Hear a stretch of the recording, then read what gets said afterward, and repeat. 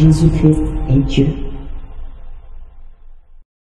Donc, la première vidéo, maintenant, on va réécouter. Vous voyez, et regardez le français qu'il a dit. Vous dites qu'il n'est pas crédible. Pourquoi quand on vous demande est-ce que Jésus est Dieu, vous dites non, mais Jésus est appelé ici Dieu. Je dis tu ne connais pas. Tu confonds l'appellation et la nature. On peut t'appeler Dieu. Est-ce que pour autant tu as une divinité? Est-ce que les autres te disent Moïse est appelé. Laisse-moi parler. Laisse-moi parler. Moïse est appelé Dieu avec grand D. Et puis son D là, c'est gros là même. Il n'a jamais été une divinité, frère. Moïse est appelé Dieu. Satan est appelé Dieu. Est-ce que pour autant il est Dieu? Même dans la Bible là, Somme 82 verset 6 dit ceci. J'ai dit, vous êtes, et en pluriel, vous êtes des dieux. Vous êtes tous des fils du Très-Haut. Je suis dans 1 Corinthiens. Écoute bien. Donc, on va prendre maintenant le verset. Donc, déjà, on a déjà montré que les soi-disant dieux qu'il a cités, on va citer le contexte, comment Moïse a été fait Dieu pour Pharaon. On dit Dieu pour Pharaon. Il n'est pas Dieu de l'univers. Il est Dieu pour Pharaon. C'est pour montrer la suprématie. Dieu du monde qui sera supérieur à Pharaon, qui n'a rien à craindre, qui va le vaincre. Dieu est en train de rassurer Moïse, qui a manifesté comme son inquiétude dans Exode 6, verset 29 à 30, et Dieu le rassure. Il dit, je te fais Dieu pour Pharaon. Ça dit, je te mets au-dessus de lui. Moïse n'a jamais créé une mouche. Il dit que les hommes sont appelés Dieu. Comment on appelle ça? Satan est appelé Dieu. Mais nous, on a montré la différence. Et Jésus-Christ, il est le créateur de toutes choses dans la Bible. C'est lui qui va juger les vivants et les morts. C'est lui qui donne la vie. Il est la vie et la résurrection. Il donne la vie éternelle. Il est le premier et le dernier, le commencement et la fin. Il se proclame Dieu. Il est celui-là qui est appelé qui est le tout-puissant dans la Bible. C'est extraordinaire. Donc, il n'y a pas match, il n'y a pas photo. Donc, ces gens, ces soi-disant Dieu dont il parle ne peuvent même pas atteindre la cheville de Jésus. On est là. Est-ce que c'est bien noté? Donc, Diané, il ne connaît rien. Il ne connaît rien de la Bible. Il vient faire des trucs, il parle comme ça, il ne connaît rien. Donc, maintenant, on va écouter, regardez le verset qu'il va prendre encore. Je ne sais pas s'il fait exprès. Écoutez, regardez le verset. Le verset qu'il va prendre est terrible. C'est-à-dire qu'il ne devait même pas prendre ce verset. On l'écoute. Verset 5. Je dis ça rapidement, puis il revient. 1 Corinthiens chapitre 8, verset 5. Il y a ce qu'il dit. Car s'il y a des êtres qui sont appelés Dieu, et puis avec X, soit dans le ciel, soit sur la terre, comme il existe réellement plusieurs dieux et plusieurs seigneurs. Comme il existe réellement plusieurs dieux et puis encore plusieurs seigneurs. Jésus peut t'appeler Dieu par Dieu ici. Ça ne fait pas de lui Dieu créateur des cieux de la terre. Non, ça faut descendre, faut pas que tu n'as pas fait. Voilà, donc le frère est vigilant. Il a coupé le verset. Parce que la suite du verset le met KO. Il a coupé le verset. Donc il continue de dire que Jésus peut être appelé Dieu, mais ça ne veut rien dire. Parce qu'il y a beaucoup de dieux. Mais ces beaucoup de dieux là, ils ont créé quoi, Diane? Or pour Jésus là, il est Dieu parce qu'il est créateur. Il est Dieu parce que c'est lui qui va juger les vivants et les morts. Il est Dieu parce que c'est lui qui donne la vie éternelle. Est-ce qu'on se comprend, mes bien-aimés? Est-ce que vous me comprenez bien? Donc, vous voyez son argument. Maintenant, il sait qu'il y a des versets qui mettent en exergue la divinité. Il sait maintenant. Maintenant, il veut faire quoi? Il veut banaliser ça. Le fait que Jésus est appelé Dieu, ou bien temps, ne prouve rien qu'il est le Dieu véritable. Alors que Jésus est appelé le Dieu véritable. J'ai oublié ça encore. Il est le Dieu véritable. Parce qu'il y a plusieurs dieux, mais il y a le Dieu véritable. 1 Jean 5, le verset 20. Jésus est le Dieu véritable. Vous voyez, maintenant le verset il coupe. Donc on va l'écouter, continuons les gars. Lequel des versets? Ce que tu disais tout à l'heure. Ah, non, mais ça c'est bien ça. Voilà, au verset 6. Voilà. Mais néanmoins pour nous, il y a un seul Dieu, le Père. Voilà. Le Père, de qui vient toutes choses et pour qui nous sommes, et un seul Seigneur, Jésus-Christ, par qui toutes choses, par qui nous sommes. Il t'écoute? Donc, regardez ici le chaos. Donc, on va prendre le verset. Regardez 1 Corinthiens 8, le verset 6. Bible, là, il ne faut pas jouer à ça. Hein? On va voir cacher le frère. Vous allez voir le chaos. Il voulait couper. Le petit dit non, descends. Hein? Regardez ici.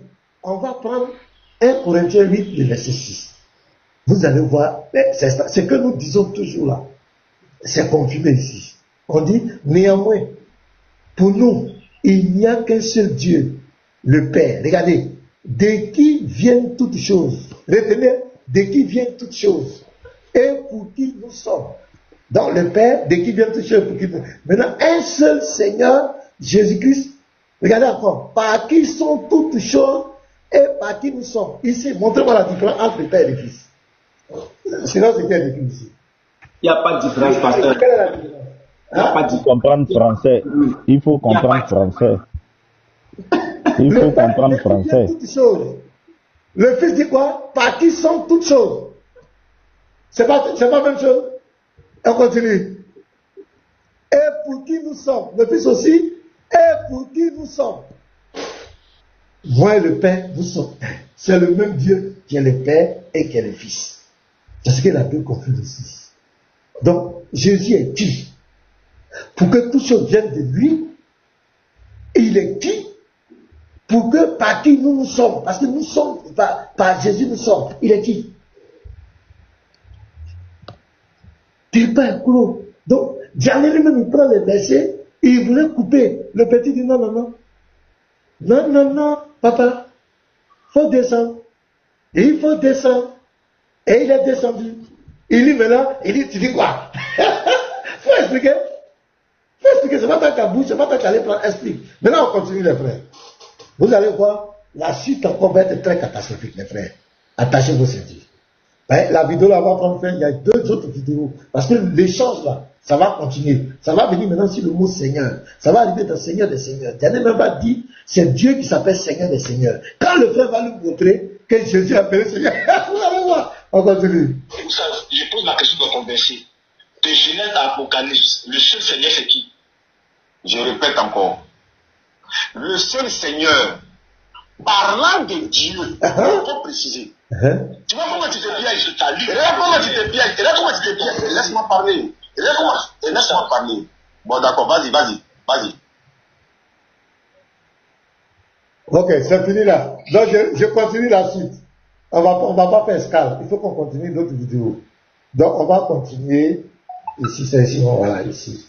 C'est la vidéo qui est là. Où est-ce que j'ai appelé Jésus Seigneur des Seigneurs? Faites de lui une divinité. Appeler quelqu'un roi de roi, Seigneur des Seigneurs, ça ne fait pas de toi une divinité. Tu as dit, tu n'as pas dit est-ce que Jésus est appelé comme ça. Tu dis est-ce que Jésus est.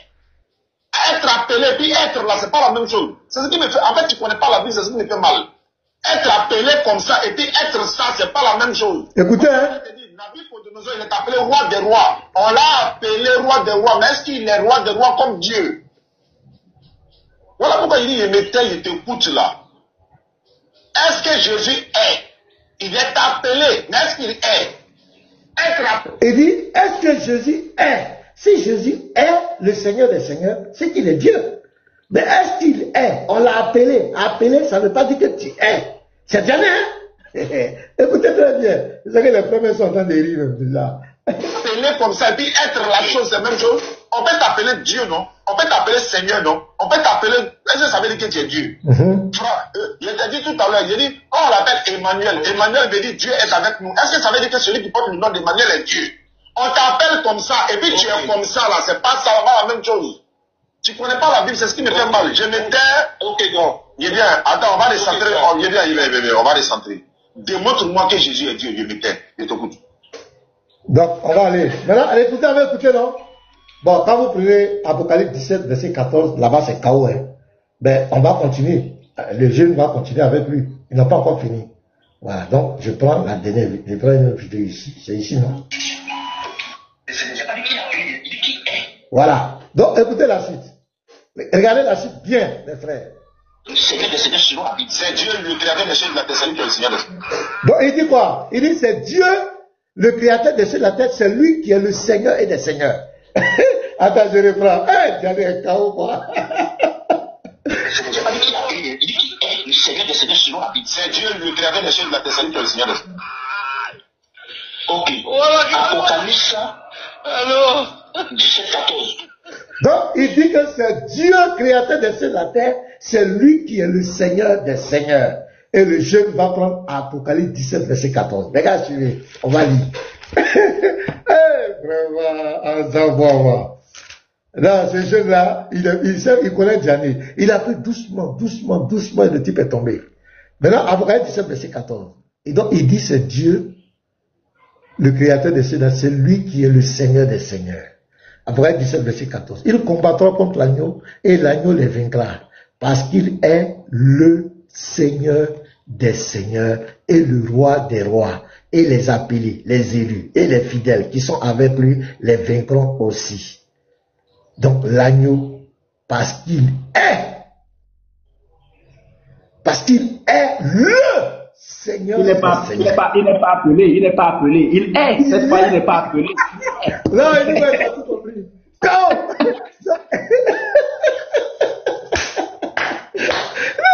Diallo même, il fait quand même, je ne sais pas.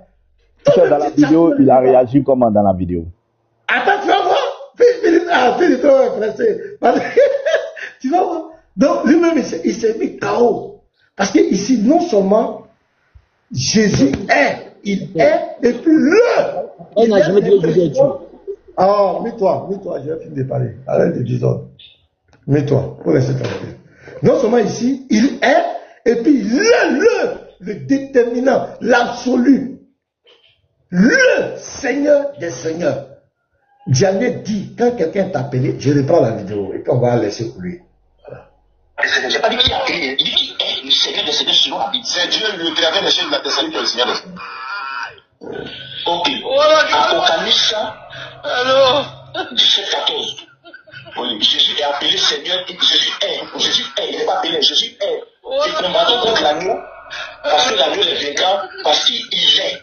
Il est le Seigneur des Seigneurs, le roi des rois. Je n'ai pas appelé, il a dit il est. Donc il m'explique maintenant qu'il est, et puis il n'est pas très bien. La réponse est dans Qu'est-ce qui va se passer? Encore pas, faut t'imiter, pardon. Voilà, fini très haut. Donc, le petit l'a eu.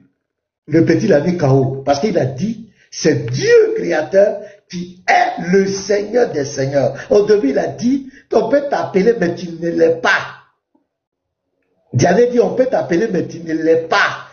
Être appelé et être la chose n'est pas la même chose. Donc le petit a évolué doucement avec lui, jusqu'à ce qu'il confesse que oui, c'est celui qui a appelé celui qui est le Seigneur des Seigneurs, c'est celui-là qui est le Dieu véritable.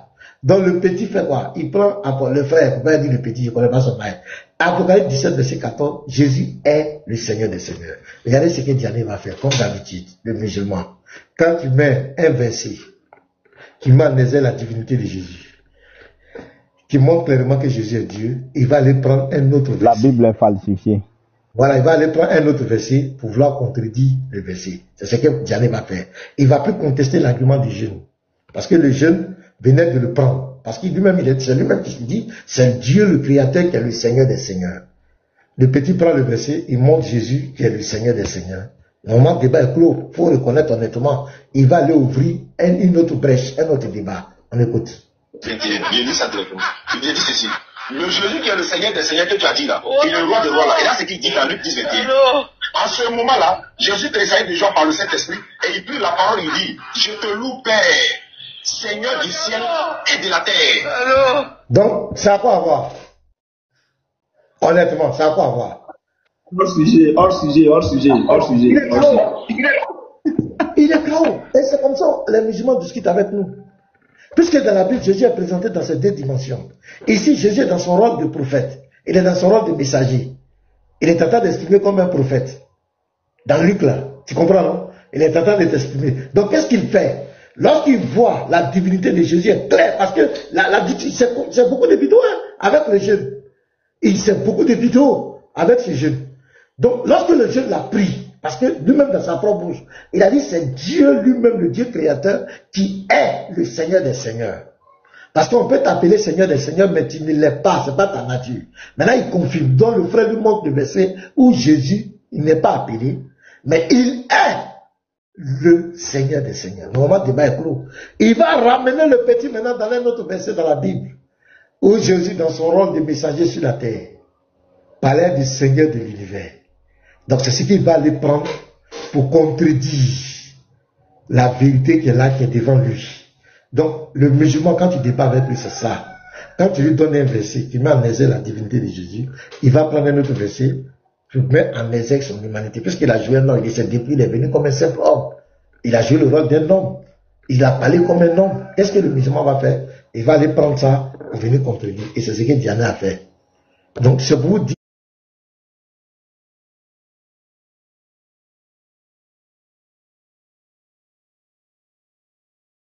Dieu, lui, ça lui fait mal.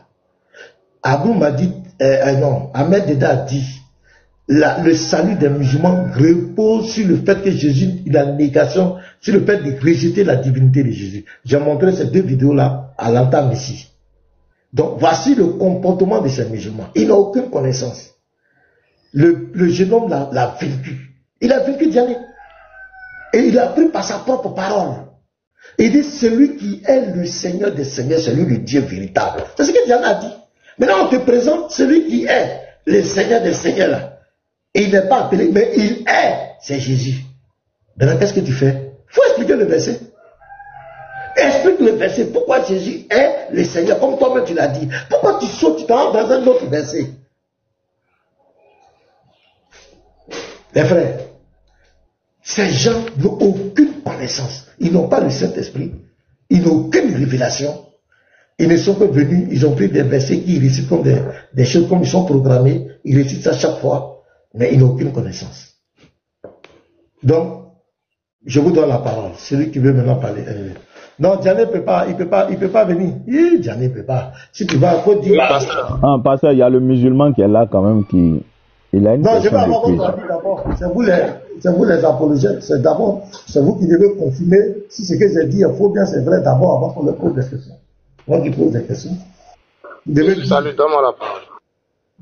Oui, shalom, pasteur. Parce qu'il y a une information à passer. Ouais, vas-y. Ok, donc, shalom à tous les frères, que le Seigneur vous bénisse. Uniboy, magnifique débat. Voilà, aujourd'hui j'ai un débat avec, un grand débat avec, comment il s'appelle là, Moubarak. D'abord j'ai demandé le débat à Ali. Ali dit qu'il ne fait pas de débat avec des enfants. Bon, il sait pas, il sait pas lui, il est qui pour dire que je suis un enfant. Mais bon, c'était une fuite en avant. Donc il a demandé à ce que Moubarak prenne sa place et Moubarak a accepté. Donc le thème c'est le salut. Voilà, le salut islam chrétien aujourd'hui à 19h, heure de Côte d'Ivoire, GMT à 19h. Voilà. Donc, soyez tous, abonnez-vous, tous ceux qui ne sont pas abonnés à 19h, aujourd'hui à 19h. Voilà, au live bien organisé avec modérateur. Donc, Fils du Suprême, tu seras modérateur si tu veux bien. À 19h d'ici. Côte d'Ivoire. Ah, je ne serai pas encore rentré. Hein. Sinon, ça m'intéresserait bien d'être au modo. Il n'y a pas de souci, Mais je ne serai pas encore à la maison, ça risque de te perturber un peu. Il n'y a pas de souci, frère. Donc, ça marche, c'est un peu ça. Merci beaucoup, pasteur. Ok, shalom les frères. Sylvie n'est pas là. Shalom les frères, Unique Boy, bonsoir frère, bonsoir, j'espère que tu vas bien. Vraiment, tu as fait une masterclass hier, j'ai vraiment aimé. Mais je sais pas, j'ai quelque chose là qui me dérange. Je sais pas le débat retour qui était prévu pour la divinité d'Allah. Est-ce que ça tient toujours?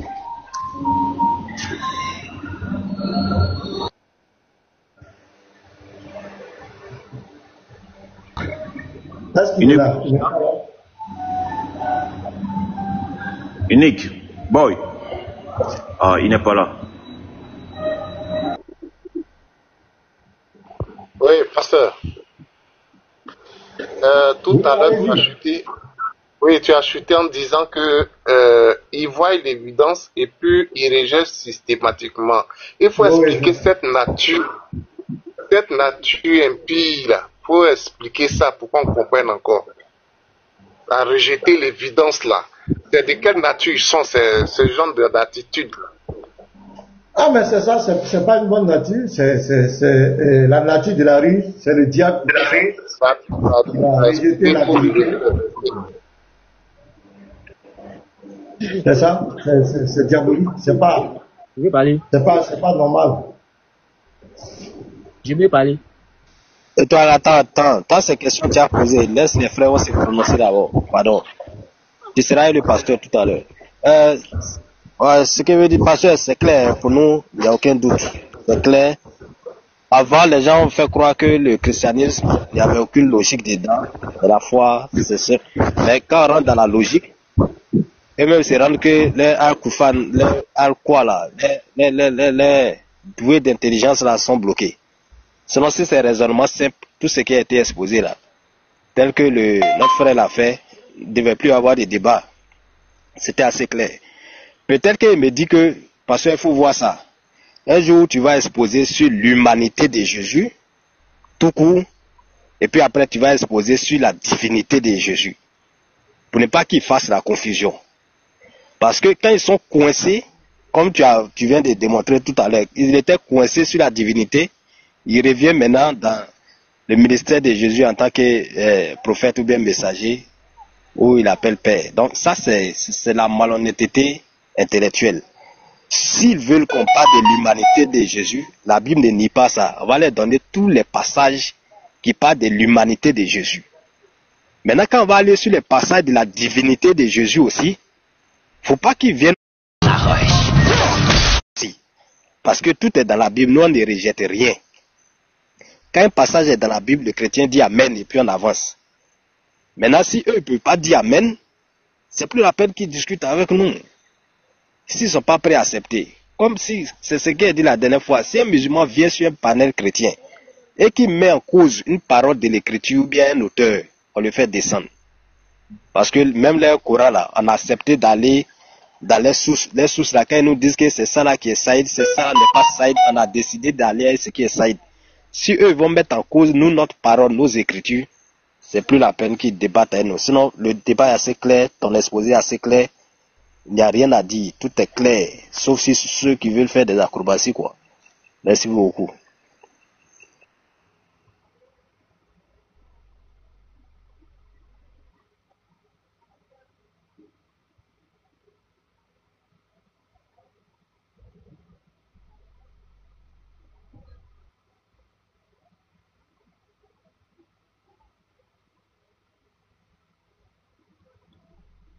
Ouais, les autres, hein, moi j'ai fini. Ok, si allez-y les gars. Oui, allez-y. J'ai une autre vidéo à montrer, mais je vais écouter vos. Ouais, étoile filante. Allons-y. Qu'est-ce que tu voulais dire? Non, Yann, bon, arriver Yann. Oui, vas-y, étoile filante. Je veux que vous m'expliquez ça. Quelle chose? Il y a un passage là, 1 Corinthiens 15, 24 à 28.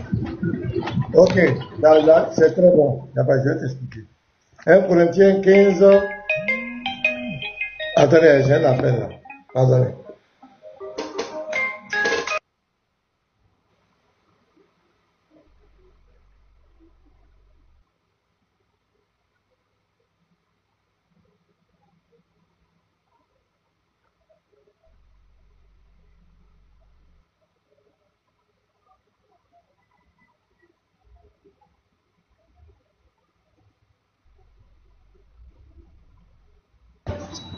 Frère, tu as dit 1 Corinthiens combien? Étoile. 1 Corinthiens 15. 1 Corinthiens 15, ouais. 24 à 28, non? Pardon, 28 et... 24 à 28. Ouais, je vais lire. Ok, 24 à 28. Parce que je peux lire. Ensuite viendra la fin. Je vais lire. Ensuite viendra la fin. Quand il remettra le royaume à celui qui est Dieu le Père, après avoir détruit toute domination, toute autorité et toute puissance. Car il faut qu'il règne jusqu'à ce qu'il ait mis tous les ennemis sous ses pieds.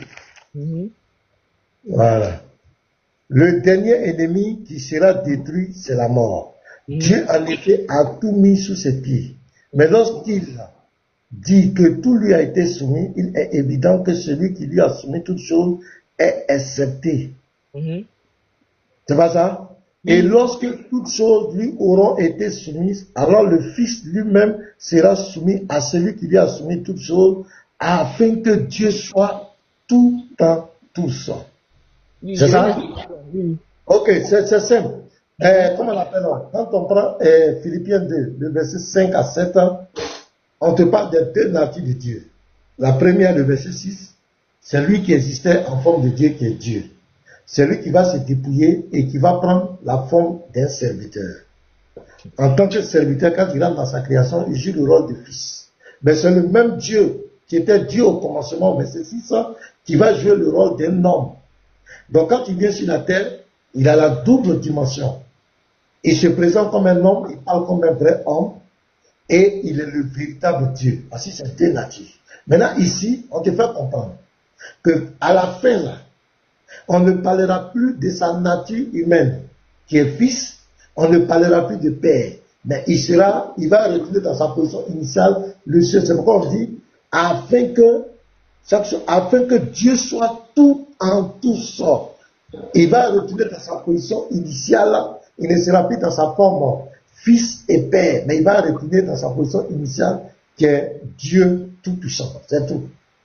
Parce que le Dieu que nous adorons, c'est lui, c'est le même, attends, je viens, c'est lui qui est le Père, c'est le même qui est le Fils, c'est le même qui est le Saint-Esprit.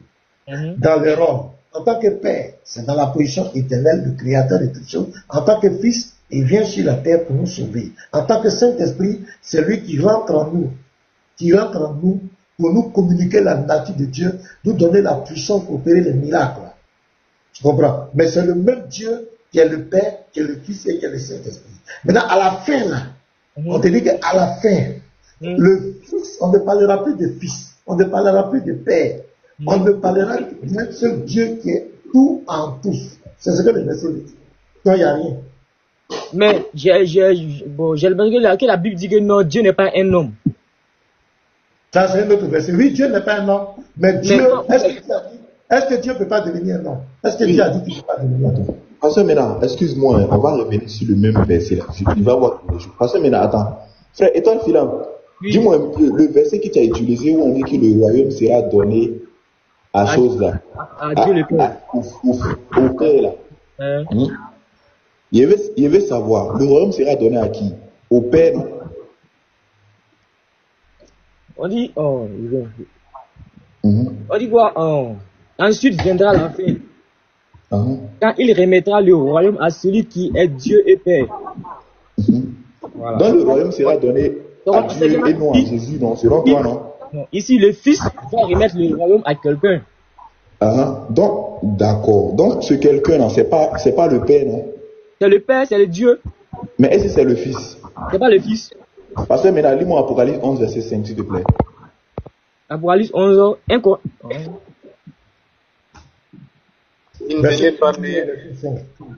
Apocalypse 11, verset 15 ou bien verset 5. Apocalypse 11, verset 5, non? 11, verset 15. Apocalypse 11, verset 15, pardon. Voilà, c'est le verset 15. Le septième ange sonna de la trompette et il dit dans le ciel de forte voix qui disait: le royaume du monde est remis à notre Seigneur et à son Christ. Et il régnera au siècle des siècles. Ici, ça voilà. Et toi, finalement, le royaume a été donné à qui ici? Lors de son accomplissement, ce royaume sera donné à qui ici? Au Fils. Au Père et au Fils, non? Oui, je vous écoute. Mais pourquoi on dit et il régnera? Le régnera là, il est pour qui? Apocalypse 11 dit et. Apocalypse 15 dit que le Fils va remettre le royaume à quelqu'un et lui-même sera soumis. Attends. Apocalypse 11, verset 15 dit: le royaume là sera donné. Septième ange. Ouais, dis ça. Dis ça des fortes voix qui disaient: le royaume du monde est remis à notre Seigneur et à son Christ. Voilà. Il régnera au siècle des siècles. Voilà. On dit le royaume. Donc ici là, le royaume là, lors de son accomplissement, le royaume sera donné à qui? Tu as dit au Père et non au Fils. Mais ici, lors de son accomplissement, le royaume sera donné à qui? Au Seigneur et à son Christ. Très bien. Maintenant, on dit et il régnera. Le régnera là, il est pour qui? Le régnera, c'est un mot pour le Père. Quoi? On dit le. Qui va régner? Attends, qui va régner? Attends. On dit le Père et le Fils. Et il régnera. Le Père et, en notion de coordination, le Fils et il régnera. Mais c'est... Attends. Ça veut dire que c'est la même entité. C'est quoi, je vais t'expliquer, c'est la même entité. Au fait, pasteur, c'est ça, je vais faire communiquer. La Bible dit que non, Dieu n'est pas un homme. Oui, Dieu n'est pas un homme. Est-ce que Dieu Voilà. peut devenir un homme? Est-ce que Dieu peut devenir un homme? Si Dieu peut devenir un homme. Ah, donc c'est fini. C'est ça. Non. Mais la Bible dit que Dieu n'est pas un homme. Oui, on est d'accord. Dieu n'est pas Ni le fils d'un homme. Mais Jésus dit qu'il est Dieu. Mais lui, il est homme. Attends. Mais Jésus, là, c'est Dieu qui s'est fait homme en Jésus. C'est Dieu qui est devenu homme. Parce que verset pour ça, j'ai vérifié. Ok. Prends Jean 1. Allons-y dans Jean 1.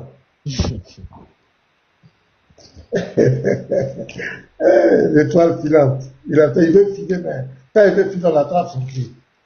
Au commencement était la parole. Oui. Et la parole était avec Dieu. Uh-huh. Et la parole était Dieu. Donc, la parole est quoi? Était Dieu. Ok. Donc, la parole est Dieu. Verset 14. Voilà. Maintenant, verset 14. Oui. On dit la parole a été faite chair. Oui. Et elle a habité parmi nous, plein de grâce et de vérité. Uh-huh. Et nous avons contemplé sa gloire, une gloire comme la gloire du Fils unique venu du Père.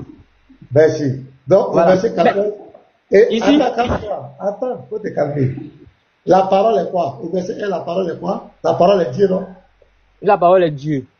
Oui, donc on va remplacer parole par Dieu. On est d'accord? Ça ne gêne pas. Non, ça ne gêne pas. Ok, donc, au verset, donc Dieu a été fait chair. Quand on dit Dieu a été fait chair, ça veut dire quoi? Quand on dit ça a été fait chair, oui. Ça veut dire ça a été fait par quelqu'un. Non, c'est pas côté quelqu'un là qui m'intéresse. Fait chair. Dieu a été fait chair, ça veut dire quoi? Dieu a été fait chair. Oui, ça veut dire quoi? Ça veut dire la parole a été faite chair par Dieu. On ne dit pas par Dieu, on dit la parole a été faite chair. Chair là, ça veut dire quoi? Devenir un homme. Donc Dieu est devenu un quoi? Non, c'est pas Dieu qui est devenu, c'est Dieu qui a fait sa parole. C'est dit la parole est la manifestation. Non, pardon, je vous l'ai dit, quand on est dans le Coran, c'est dit la parole est la manifestation. Vous êtes extraordinaire. Vous là, s'il n'y avait pas musulman sur la terre, ce n'est pas bon, hein? Attends, laisse quelque chose. On dit la parole a été faite chair. A été faite chair par qui? Attends, et toi, Philan? Attends. Pasteur, arrêtez ça là. La question, attends, l'entrepôt va attendre. Ils ne vont jamais, ils ne connaissent pas mon pasteur. Attendez les frères, écoutez-moi, s'il vous plaît. La question que tu avais posée, tu as dit de te donner un verset où Dieu est devenu homme. C'est pas ce que tu as demandé? Oui. Merci. Maintenant, la question n'était pas par qui Dieu est devenu un homme. Non, c'était pas la question. On devait te montrer. Attends, faut te calmer. Je dois te montrer un verset qui montre que Dieu est devenu un homme. Voilà le verset que je te donne. J'ai vu au verset 1, on dit la nature de la parole, c'est quoi? La nature de la parole, c'est que la parole est divine, la parole est Dieu. On est d'accord, non? Merci. Au verset 14, là. Et la parole a été faite chair, et la parole est devenue chair, est devenue un homme. La parole qui est Dieu, là. La parole qui est Dieu au verset 1, là. C'est ça qui est devenu un homme, qui est devenu chair, et elle a habité parmi nous, qui a habité parmi nous. Donc la parole qui est Dieu est devenue un homme qui a habité parmi nous. C'est ça que Jésus-Christ là. C'est ça que Pasteur, la parole qui est là au commencement, avec Dieu là, c'est cette parole là qui est devenue chair et qui est Attends. Oui. Qui est chair. Mais cette parole là, c'est par qui? Pourquoi vous aimez pas la vérité? Pourquoi vous aimez discuter même? Attends, mais c'est la vérité qui est devant vous aussi. Je vais simplifier. Et toi, Philan? Attends. Dis-moi un peu. La parole de Dieu était Dieu, non? Oui, on dit était Dieu, oui. Très bien. Maintenant, si la parole de Dieu est Dieu, là, si la parole de Dieu est devenue chair, là, ça a été devenu chair par qui? Par Dieu. Donc, qui est Dieu, là? C'est la parole, non? Non, c'est pas la parole. Mais toi, tu n'as pas dit tout le temps que la parole est Dieu. Attends, on dit, excusez-moi. J'ai lu, au commencement était la parole. Non, excusez-moi, j'ai lu, excusez-moi. On dit au commencement était la parole et la parole était avec Dieu. On dit il était avec Dieu. Continue. Et la parole était Dieu. Et la parole était Dieu, ça veut dire quoi? Ça veut dire il était avec lui. Il était avec Dieu. Avec là est déjà passé. Avec est déjà passé. Ensuite. Mais pour entendre c'était avec là. Non, on a fini avec là, non? Et ensuite la parole. Donc, le problème c'est quoi? Il a dit de nous montrer où est-ce que Dieu est devenu un homme. C'est ce qu'il a demandé. On lui montre le verset 14, on lui montre le verset 1, on dit la parole est Dieu. Le discours de Jean ici, Jean est en train de nous dire, Jean nous présente que le même Dieu qui est sa parole va jouer plusieurs rôles. Il est en même temps Dieu, il va jouer le rôle de sa parole. C'est ce qu'il dit, la parole est avec Dieu. Maintenant, il dit que ne vous inquiétez pas, cette même parole-là, qui va jouer le rôle de Dieu, cette même parole qui est Dieu, et qui va jouer le rôle de Dieu là, cette parole est Dieu, c'est Dieu lui-même, c'est pas quelqu'un d'autre, c'est la même entité qui va jouer ce même rôle. C'est ce que Jean est en train de nous dire. C'est là il explique. Maintenant au verset 14, il te dit que cette parole qui est Dieu là, est devenue un homme. Or la question que tu avais posée de te montrer où est-ce que Dieu est devenu homme. Voilà la question que tu as posée. Maintenant je te montre. Oh non, attends, ne me coupe pas. Ne me coupe pas. Ne me coupe pas. Okay. Je te montre le verset maintenant où Dieu est devenu homme. Maintenant tu es en train de tergiverser maintenant. Qui a fait ça homme? Dieu là, pourquoi il était avec? Tu as changé maintenant de débat. Tu n'es pas honnête. Tu n'es pas honnête. Ce qui était bien, il fallait dire oui, pasteur, tu viens de nous montrer que la parole a été faite chair. La parole c'est Dieu. La parole est devenue chair. La parole est devenue homme. Oui, ça c'est écrit. Mais je suis musulman, je ne crois pas à ça. Point. C'est ça qui est l'honnêteté. Mais devant plus de 300 personnes, tu es en train de tergiverser, tu es en train de tourner la moralité intellectuelle. Et ça, ce n'est pas bien. Encore, c'est que tu es très jeune. Si à cet âge déjà, tu commences à faire la taquia, quand tu as vieilli là, tu seras dangereux. Il faut être honnête, il faut le connaître, c'est pas ta foi. Non, parce que c'est que moi j'ai vu classer à Élie. Oui, mais quand on dit la parole a été faite chair. Parce que c'est la parole c'est quoi? Attends, la nature de la parole est quoi? La parole est quoi? La parole est quoi? Au verset 1, la parole est quoi? On dit il était avec Dieu. Oui, il était avec Dieu et puis après, ça il était, oui. Non, la parole est quoi? Non, la parole est quoi? Il était Dieu. La parole est Dieu. On est d'accord, non? C'est cette parole qui est Dieu là. Au verset 14, on dit et la parole. Donc la parole qui est Dieu là. C'est elle qui est devenue un homme maintenant qu'on dit chair. Ça veut dire homme. A été fait chair. Tu dis quoi? Il dit a été fait chair. Oui, a été fait chair par qui? Elle a été faite par qui? Par Dieu, par son créateur. Oui, voilà la parole est quoi? La parole c'est la manifestation qui est Jésus. Il a fait sortir la parole. Au verset 1 là, la parole est quoi? La parole était Dieu. La parole était quoi? La parole est Dieu ou bien la parole n'est pas Dieu? On dit la parole était Dieu. Oui, donc la parole est quoi? Et Dieu.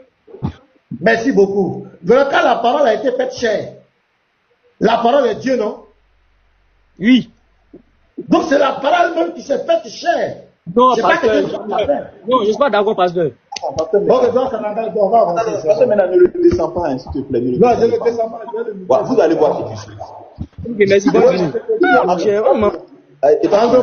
Descends pas, pasteur, ne descends pas. Je vais lui montrer, attendez, je vais lui montrer le verset. Attendez, pasteur, je vais lui montrer le verset où c'est écrit. Attends, Andropov, attends, je vais lui montrer le verset. Comme il veut se baser sur ce qui est écrit. Il va lire. C'est tout. Affiche-moi le verset 3, s'il te plaît. Non, attends. Non, attends. Il va lire.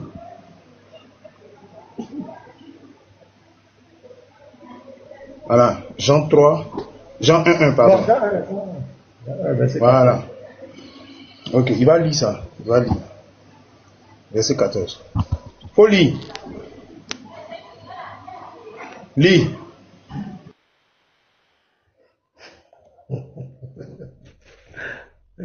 Et toi, Philippe, dis.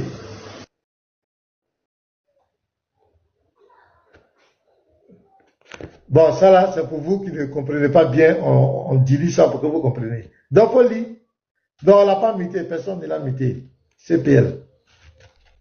Il est là, c'est lui-même qui ne veut pas parler, sinon personne ne l'a muté. L'étoile filante du matin. Je sais pas si c'est l'étoile brillante ou l'étoile quoi. Ah, il est muté ici. Hein. Je vois qu'ils l'ont muté ici. Attends, je vais lui donner le micro. 57 secondes. Qui l'a muté? C'est compliqué. Ok, s'il revient l'après-midi, il va lire ça. Il est là, il est là.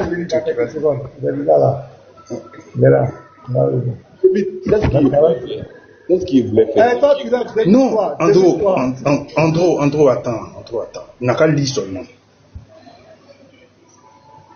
Demets-toi, il va parler.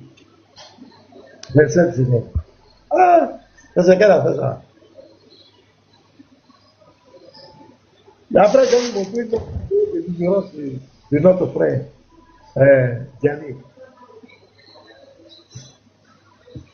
Trop ignorant. Vous allez vous écouter un peu. Il va fuir. Il va fuir. Il est en train de se dire maintenant. Donc, il faut continuer par Diane. Pardon, sort. Il s'est mis en soudine. C'est pas bon. Il s'est mis en soudine. Il va fuir. Il est rentré dans la soudine. Bon, il est là. Et toi, Tilan? Mais comment est-ce que tu as coupé la conversation? Toi, tu parlais beaucoup là. Et toi, Tilan? Ah, vraiment, hein? C'est quelle histoire ça? Hein? Voilà, il est là. Ouais, vous dites. Faut lire ce qu'il écrit. La parole est devenue un homme. Ça veut dire quoi? Et il a habité parmi nous. Oui, la première phrase, là, la parole est devenue un homme, ça veut dire quoi? Ah, la parole est devenue un homme. Oui, ça veut dire quoi? Ça veut dire quoi? Voilà. Voilà, moi, je suis pas d'accord. Bon, parfait, il coupe ma caméra, c'est bon. C'est quelle version de ça? C'est quelle version? Ok, c'est bon. C'est bon. Tu as gagné, c'est bon. Tu as gagné le débat. Attends, regarde bien. On dit toutes choses étaient faites par la parole. Tu es d'accord avec ça, non? Toutes choses ont été faites. C'est pas la même version que moi j'ai lu. Non, prends ta version là. Toutes choses. Moi je prends ma version. Moi on dit ça, la parole a été faite chère. Oui, d'accord. D'accord. Il te concède cela. D'accord. On dit toutes choses ont été faites par la parole. Ça veut dire quoi? Vous dites? On dit toutes choses ont été faites par la parole. Ça veut dire quoi? Ça veut dire même toutes choses, même la création a été faite par la parole. Merci beaucoup. Quand on dit merci, quand on dit toutes choses ont été faites par la parole, ça veut dire que tout ce qui existe, même la création, a été faite par la parole. C'est ça, non? Oui. Maintenant, quand la parole est devenue chère, là, la parole a été faite par quoi? La parole est devenue chère par quoi? Aïe, par Dieu. Tu as dit que toutes choses ont été faites par quoi? Par la parole. Maintenant, si la parole est devenue chère, alors elle a été faite par quoi? Elle est faite par la parole.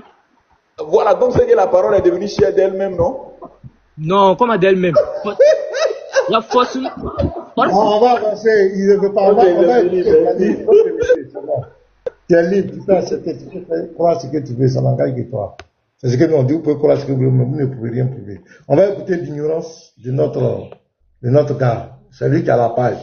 C'est lui qu'on dit qu'il est le goth des débatteurs musulmans. Mais si quelqu'un a un tel niveau et qu'il est le patron, c'est que, regardez le reste. Si la tête est comme ça, écoutez son raisonnement, je vous demande pardon. Parce que Jésus est la parole de Dieu. Comment c'est Jésus la parole de Dieu? Comme on a lu dans le Coran 411. Jésus, fils de Marie, parole de Dieu. Si tu crois en toi que Jésus est parole de Dieu, donc Jésus existait avant Marie. Jésus n'est pas le seul qui est la parole de Dieu. Est-ce que tu acceptes ça aussi? Qui d'autre est la parole de Dieu? Le ciel, c'est la parole de Dieu. La terre, c'est la parole de Dieu. Adam, c'est la parole de Dieu. L'humanité tout entière, c'est la parole de Dieu selon la Bible.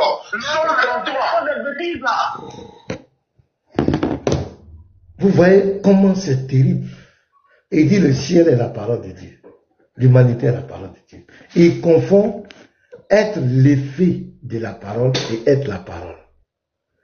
Ben, les gars, C'est les gens, c'est ça. Ils confondent l'effet de la parole. C'est comme on dit, il a fabriqué, c'est lui qui a créé ce téléphone. Mais ce n'est pas moi, le téléphone n'est pas moi. Et il est l'effet de celui qui l'a créé, mais il n'est pas la personne. Et il s'en va prendre le Somme 33. Regardez. Attends, donc le frère même chrétien qui est avec lui est choqué. Le frère dit ça. C'est le frère dit, mais attendez, écoutez le frère. Tu racontes des bêtises, non? Bon. Le problème, c'est quoi? Nous savons. Il dit qu'il raconte des bêtises. Le frère est choqué. On va prendre son Somme 33 là. Regardez les frères. Quelle confusion. Depuis quand le ciel est la parole de Dieu. Le ciel est l'effet de la parole. Mais Jésus n'est pas l'effet de la parole. Il est lui-même la parole qui crée. Hein? C'est ça là, on dit lui là, débat, il va faire. Mais quand même les frères. Et pasteur, eux tous, le pire dedans, c'est que c'est pas lui seul qui le dit, eux tous ils disent la même chose, eux tous. Au moins il y a même pas si, au moins il y avait un. Somme 33, verset 6. Écoutez bien les frères. Les cieux ont été faits par la parole de l'Éternel. Et toute leur armée par le souffle de sa vie. Donc si le ciel a été fait par la parole, donc le ciel est devenu la parole. Mes frères, les gars, je vais reprendre, vous allez voir. Faites monter Jérémie 31. Les gars, c'est pourquoi je dis je vais vous montrer ces vidéos, les frères. Ces gars, il a raison. C'est pourquoi il trie, il sait avec qui il fait ce débat. Je vais vous montrer. On va reprendre.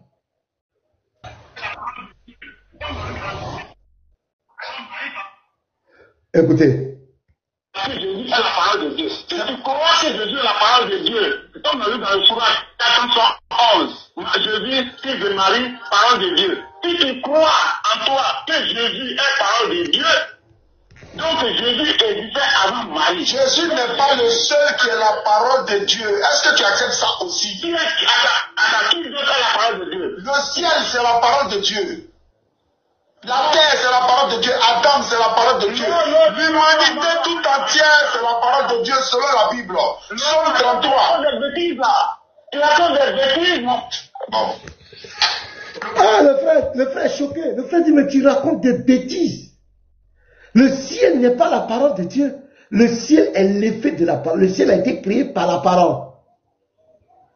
Donc, celui qui a créé le portable Samsung là. Donc, le portable là, M. Samsung, bien, je ne sais pas qui. Celui qui l'a créé. Celui qui a créé la voiture Mercedes. Donc, voiture Mercedes est devenu celui qui l'a créé. Mais est-ce que ça va? Est-ce que ça va? Regardez des gens avec leur compréhension. Ils prennent leur compréhension comme ça pour venir dans la Bible, pour emmerder les gens. Il dit Jésus n'est pas le seul qui est la parole de Dieu. Le pasteur, est-ce que le ciel est éternel? Le ciel n'est pas éternel. Parce que mais la parole est éternelle. La parole est éternelle. Le ciel n'est pas éternel. La parole n'a pas été créée. Est-ce que c'est ça? On dit c'est pas, on dit Dieu c'est pas. Mais pourquoi il est ignorant comme ça même? Il est trop ignorant. Parce que c'est l'école. C'est tout, c'est l'école. Parce que quand tu prends Esaïe, il y a un verset, il y a beaucoup. Un verset d'Esaïe qui parle de l'effet, c'est écrit clair, l'effet de la parole. Esaïe 55. Esaïe 55. Non, mes pensées ne sont pas vos pensées, vos voix ne sont pas mes voix, dit l'Éternel. De même que le ciel est élevé au-dessus de la terre, de même Dieu, de même mes pensées sont élevées de vos pensées et vos voix au-dessus de vos voix. Et comment on appelle ça? Il en est ainsi de ma parole. Elle ne retourne pas à moi sans accomplir son effet. Vraiment. C'est parce qu'il y a personne. Il comprend l'effet de la parole et la parole elle-même. Voilà. C'est parce qu'il n'y a personne pour lui demander c'est écrit où. La c'est cette même question qu'on va leur poser. Tout ce qui a été créé par la parole, oui. Alors la parole, si la parole n'est pas Dieu là, alors la parole elle-même a été créée par quoi? Il ne peut pas dire autre chose parce que c'est écrit toutes choses ont été faites par la parole. Voilà. Merci. Voilà ce que Diané dit. Les gars, attendez. Quand vous dites que Jésus-Christ est Dieu là, nous ça nous fait mal. Et nous. Il dit quand vous dites que Jésus est Dieu, là, lui, ça lui fait mal. Voilà. Voilà le problème de Diané. Il ne veut pas que Jésus soit Dieu. Donc, il est prêt à raconter tout et n'importe quoi. Parce que quand on dit Jésus, oui. Parce que ça veut on dit ça fait mal à quelqu'un. Ça fait mal à quelqu'un. Donc, le fait que Jésus soit, lui, ça lui fait mal. C'est pourquoi il passe tout son temps à raconter tout et n'importe quoi. Même s'il faut qu'il tourne au ridicule. La dernière fois, vous avez vu la vidéo que je vous ai montrée avec... attendez, je vais trouver cette vidéo-là. Avec son frère Aziz Khan. Regardez. Aziz Khan. Oui, je vais trouver la vidéo là avec son... Allez-y, si quelqu'un veut parler. Je vais vous montrer une autre vidéo encore. C'est grave, les gars. On est dans quoi? Attends, ah ouais, Aziz Khan là. Voilà, regardez ici. Regardez. Salam alaikum. Non, c'est 20. Ça c'est le verset que les hommes aiment se baser dessus pour dire que Jésus est Dieu. 1 Jean 5, 20. 1 Jean 5, le verset 20. Je suis à la page. Ah oui, ça c'est un verset vraiment qui est utilisé par tous les chrétiens. Nous savons aussi que le Fils de Dieu est venu et qu'il nous a donné l'intelligence pour connaître le véritable. Et nous sommes dans le véritable en son Fils Jésus-Christ. Point. C'est lui qui est le Dieu véritable et la vie éternelle. Petit enfant, gardez-vous des idoles. Et même le conseil, même à la fin, les gens n'ont pas compris. Si on te dit petit enfant, gardez-vous des idoles, et tu vas transformer en disant que Jésus est Dieu, alors que le verset te dit que 1 Jean 5, 20. Le verset est clair. Le Fils de Dieu est venu. Ce n'est pas Dieu qui est venu, mais c'est le Fils de Dieu qui est venu. Si le Fils de Dieu est venu, mais pourquoi maintenant vous voulez comprendre que c'est Dieu qui est venu, alors que la Bible te dit que c'est le Fils de Dieu qui est venu? Est-ce que tu me suis? C'est la question. Mais Oui. Ils vont l'appeler Dieu, n'est-ce pas? Lis-nous Genèse 48, verset 3. Si vous avez bien remarqué, il ne va pas expliquer jusqu'à la fin du verset. Il a pris le Fils de Dieu est venu. Il ne va pas expliquer. Il va aller prendre Genèse 48. On a déjà montré ça ici. Mais suivez, je fais un rappel pour que vous compreniez ces gens-là. Ça ne va pas. Je vous dis ça va brûler. Si tu touches la suite du verset, ça va le brûler. Il va le brûler. Donc il a coupé. Maintenant, qu'est-ce qu'il fait? Il s'en prend Genèse 48. Écoutez là-bas encore les frères. Parce que Jésus ne doit pas être Dieu. Ahmed Didal a dit que, je vais vous montrer ça tout à l'heure, que la foi du chrétien repose sur la divinité de Jésus. Mais la foi du musulman repose sur le rejet de la divinité de Jésus. Et c'est ce qu'ils sont en train de faire. Donc on continue. Regardez. Genèse 48. Genèse 48, verset 3 à 4. Genèse chapitre 48, verset 3 à 4. Jacob dit à Joseph, le Dieu Tout-Puissant m'est apparu à Luz, dans le pays de Canaan, et il m'a béni. Verset 4. Il m'a dit, je te rendrai fécond, et je te multiplierai, et je ferai de toi une multitude de peuples. Je donnerai ce pays à ta postérité après toi, pour qu'elle le possède à toujours.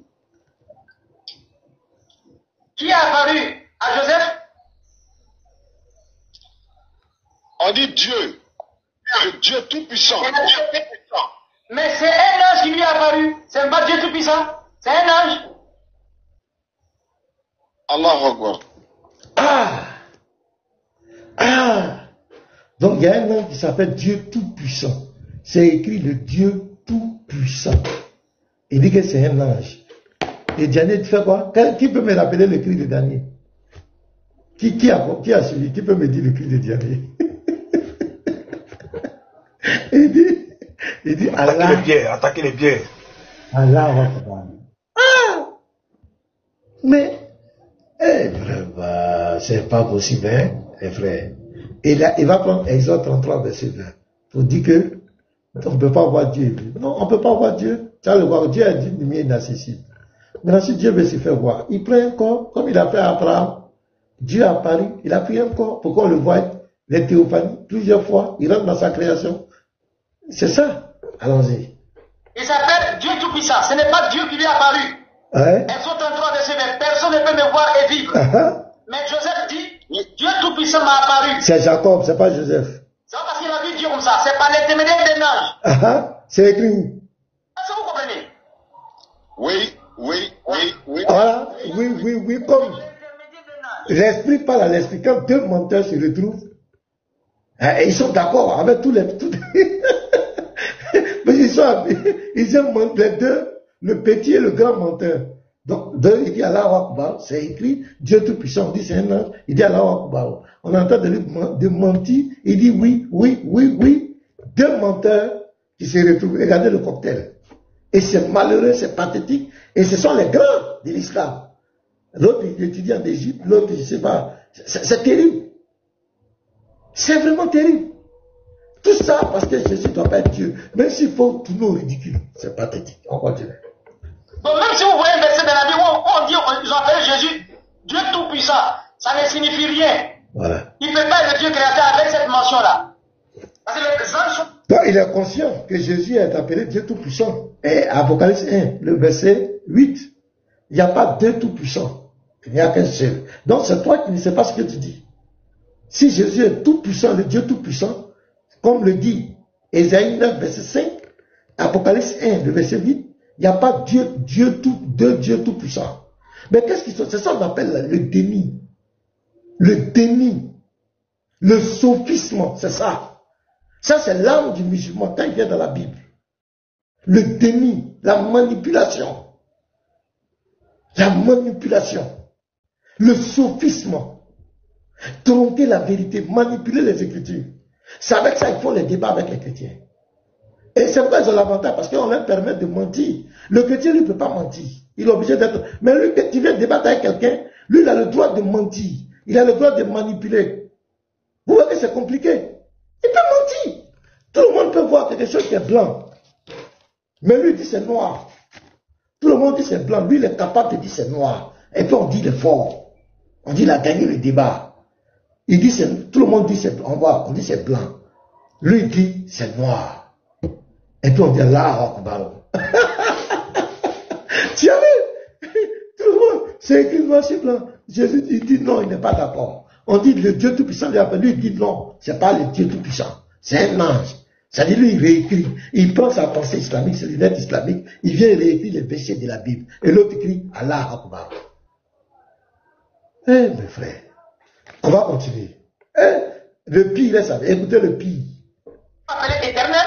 Les uns sont appelés Dieu, les uns sont appelés Seigneur, et les uns sont appelés Dieu Tout-Puissant.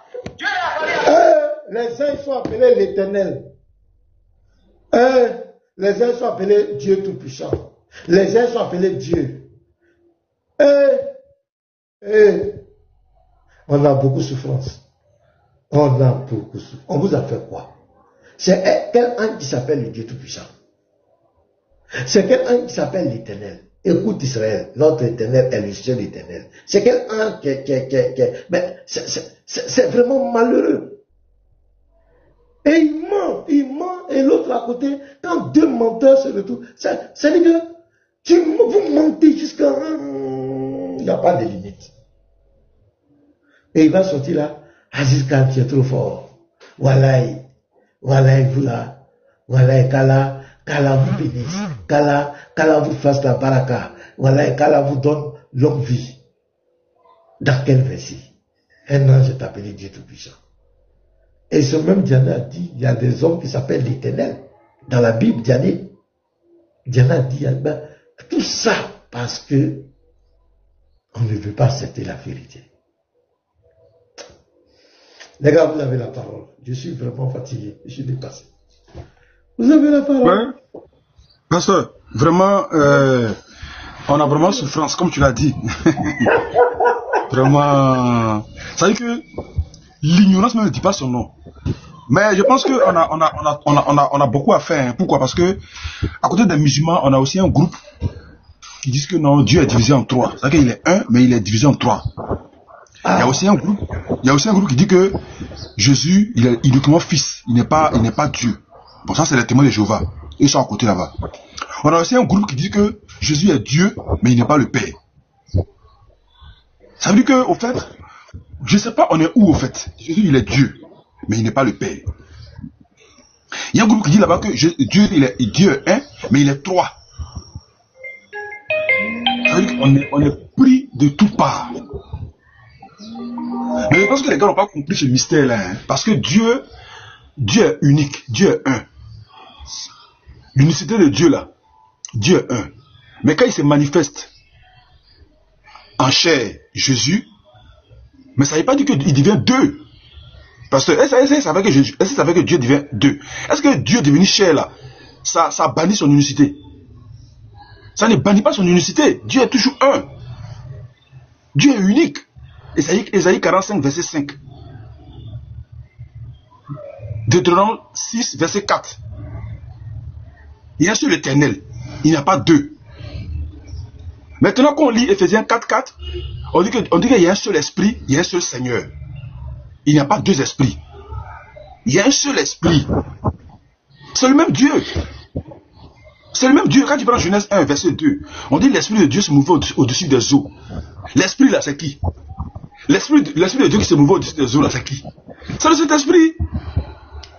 C'est le même Dieu là. Donc le même Dieu manifesté sur plusieurs formes. Ça ne veut pas dire que Dieu devient trois. Ça ne divise pas Dieu. Je prends un exemple, par exemple. Monsieur Paul, par exemple, est professeur de maths. Mais le même Monsieur Paul, il est époux d'une femme. Le même Monsieur Paul, il est père d'un enfant. Le même Monsieur Paul, il est chef du village. Mais ça ne veut pas dire que Monsieur Paul, il est 4 personnes. Non, il n'est pas 4 personnes, c'est la même personne, mais dans plusieurs rôles. Donc Dieu le Père, là, la source, et le Fils, Jésus, il se manifeste en Fils, il vient en tant que Fils pour accomplir le salut. Et le même Fils, là, le même Père, qu'est-ce qu'il fait? Il retourne dans sa position initiale qui est le Saint-Esprit, qui habite les croyants. Aujourd'hui, le Saint-Esprit habite les croyants, n'est-ce pas? Donc la prophétie de Joël 2, 28, il dit qu'il va répandre son esprit sur toute chair. Mais Dieu a répandu son esprit sur toute chair. Le Saint-Esprit est descendu le jour de la Pentecôte. Donc l'Esprit de Dieu là, c'est Dieu. Le Saint-Esprit n'est pas à part, et puis Dieu est à part. Le Saint-Esprit, c'est la puissance agissante de Dieu. Dans Genèse 1, verset 2, là, le même Dieu qui s'est mouvé au-dessus des eaux là, c'est le Saint-Esprit. C'est le même Dieu là qui dans son incarnation, il devient un homme. Comme Jean 1, 14 le dit, Dieu est devenu un homme. Donc, étant un homme, quand il dit non que le Père est plus grand que moi, mais dans son humanité là, en vérité, le Père est plus grand que le Fils. Ou bien, dans son humanité, le Père est plus grand, c'est ce qui est normal. Le papa a toujours été plus grand que son enfant. Donc, ce que je lui dis là-bas, que le Père est plus grand que moi là, ça ne trompe pas, ça ne trompe personne. Dans son humanité là, on dit fils de l'homme, non? On dit fils de l'homme, non? Donc, étant fils de l'homme là, le Père est plus grand que lui. C'est clair?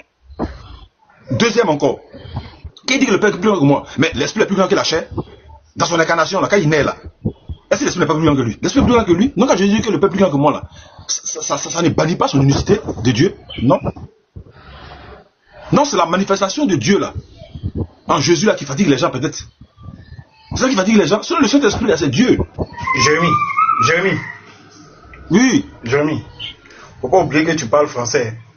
Ah. Tu as le problème là, c'est français. Ce que tu as dit, c'est français trop gros. Tu vois, non, pasteur. Je vois, parce que, je sais pas à quel verset on dit Dieu a été manifesté en chair. Je sais pas, c'est Timothée. C'est Timothée 1. 1 Timothée 3, 16. Merci. Il a posé une question. Il dit le fait de lire la Bible te fait de toi un chrétien. Est-ce que juste lire la Bible te rend chrétien? Non, juste lire la Bible ne te rend pas chrétien. Non, on ne répond pas à la question posée en bas. Il monte et puis il pose sa question comme un homme. Si tu veux répondre à cela, tu as souffert, hein, parce qu'il n'a qu'à monter. On va passer notre temps à répondre à tous les commentaires. Pasteur, il n'a qu'à monter. Mais si c'est même musulman, il n'a qu'à monter. Mais il n'a qu'à monter. Aïe. Oui, parce que maintenant, il y a une publication. Parce que maintenant, il y a une publication pour toi où quand les musulmans te voient là, comment ils réagissent. C'est ce que tu as vu la publication. Pasteur. Pasteur, Eddie, comment vous comprenez un peu la notion de Trinité là, pardon, expliquez-moi. Pas que je ne les comprends pas, pardon, expliquez-moi.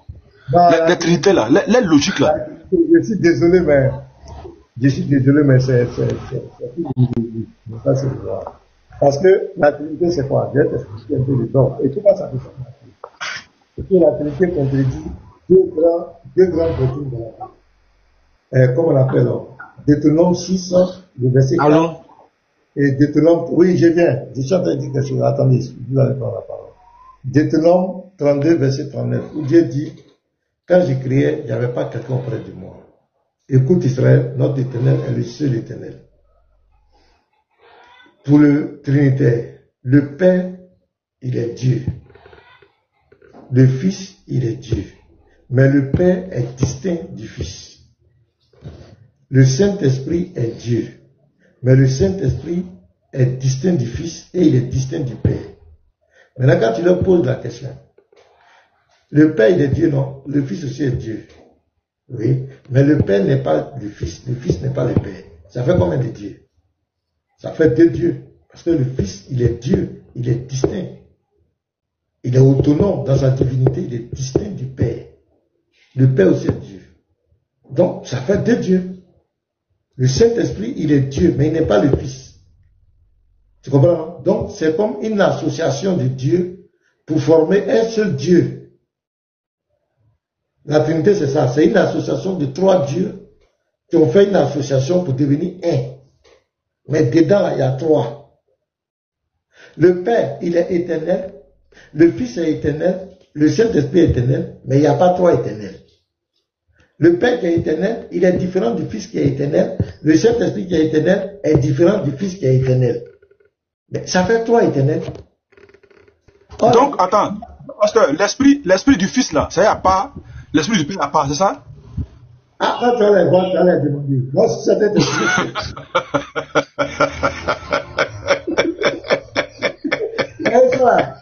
Et puis quand ça chauffe à la fin, ils disent que c'est par révélation. Faut comprendre comme cela. On ne peut pas comprendre comme cela. Parce que c'est vrai, Dieu c'est un mystère. On ne peut pas cerner la profondeur de Dieu. Mais il y a quand même des versets qui sont clairs. On dit qu'il y a un seul éternel. Or, toi, tu dis le Père est éternel, le Fils est éternel, le Saint-Esprit est éternel, mais le Père n'est pas le Fils, le Fils n'est pas le Saint-Esprit. Ça fait 3 éternels. Ça contredit. Ça contredit carrément. Dieu est présenté pluriel, on l'appelle Elohim ou bien temps, est présenté pluriel, on parle de lui de façon en pluriel les Hébreux, mais pluriel, pas dans la nature, mais pluriel dans la fonction, dans le rôle qu'il va jouer dans l'humanité. Et c'est ce que tu as expliqué, Père, parce qu'il est au-dessus de tous. Il est éternel, il est invisible. Fils, parce qu'il est venu au milieu de nous pour nous sauver.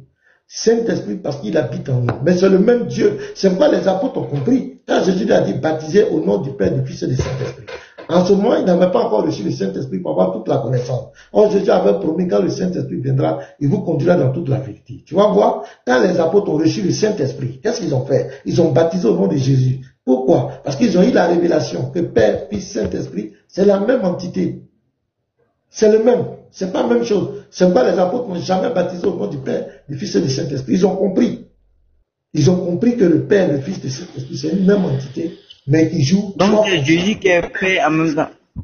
Il est le Père, il est le Fils, il est le Saint-Esprit en même temps. C'est lui.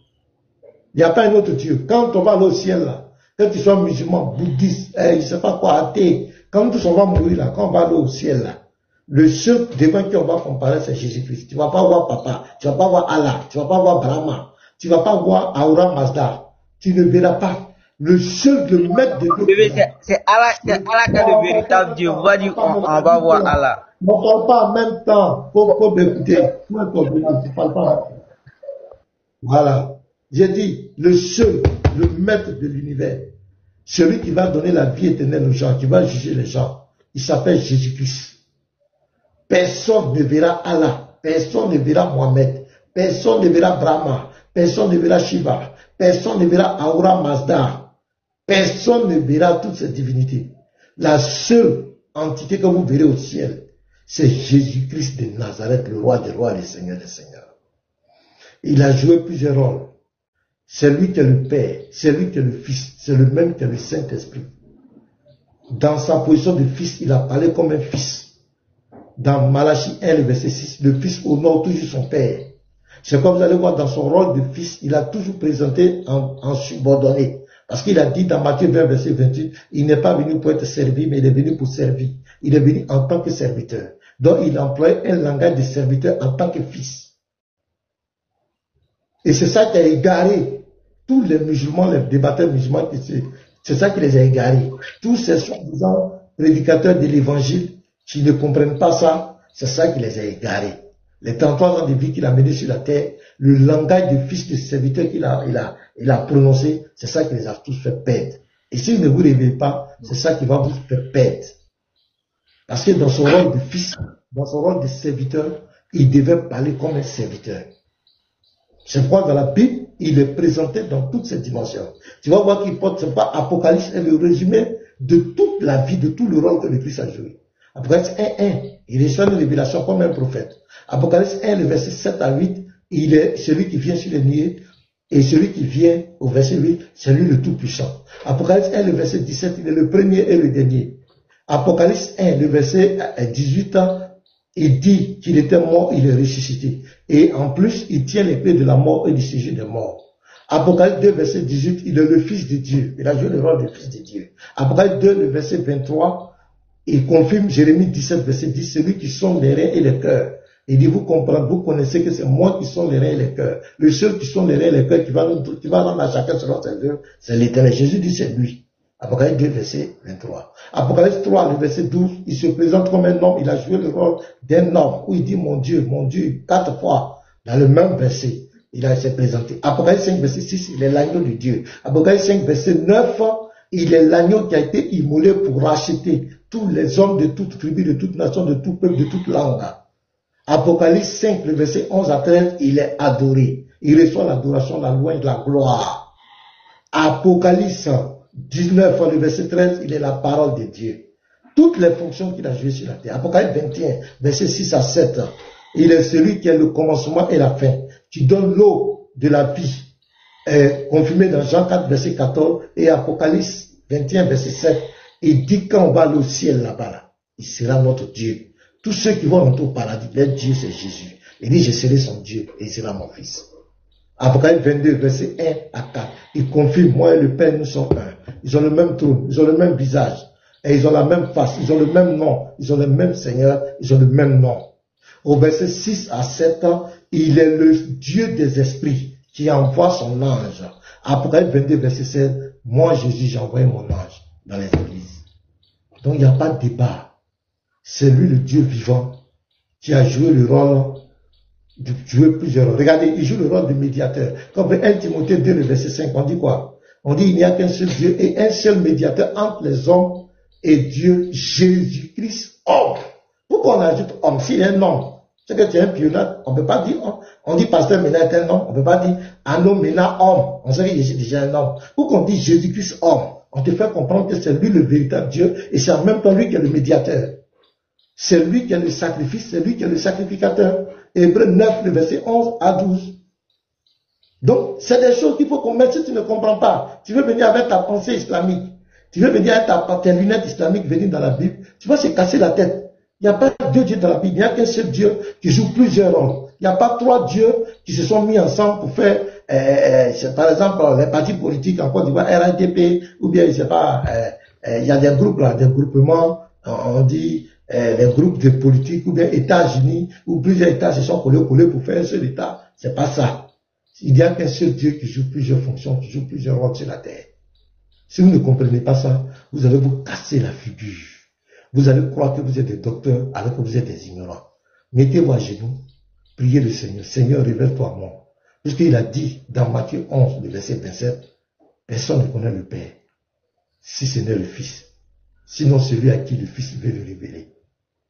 Et vous voyez, il y a certaines vidéos, il y a certaines vidéos où des gens disent, voilà, Marthe a dit que Jésus, ce que tu demandes à Dieu, tu peux le connaître. Que Marthe ne savait pas que c'était Dieu lui-même, mais si ce n'est pas révélé à elle en tant que Dieu, elle ne peut jamais savoir ce qu'il est.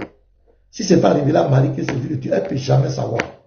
C'est lui qui doit se révéler à toi. Puisque c'est Dieu qui a pris une forme humaine. Si ce n'est pas révélé à toi en tant que Dieu, tu ne peux jamais savoir. Tu vas croire que c'est un homme qui est devant toi. Donc tu vas voir certaines vidéos. Donc Marie ne savait pas le son Dieu qu'elle adorait. Marthe dit, je sais que tout ce que tu demandes à Dieu te donne.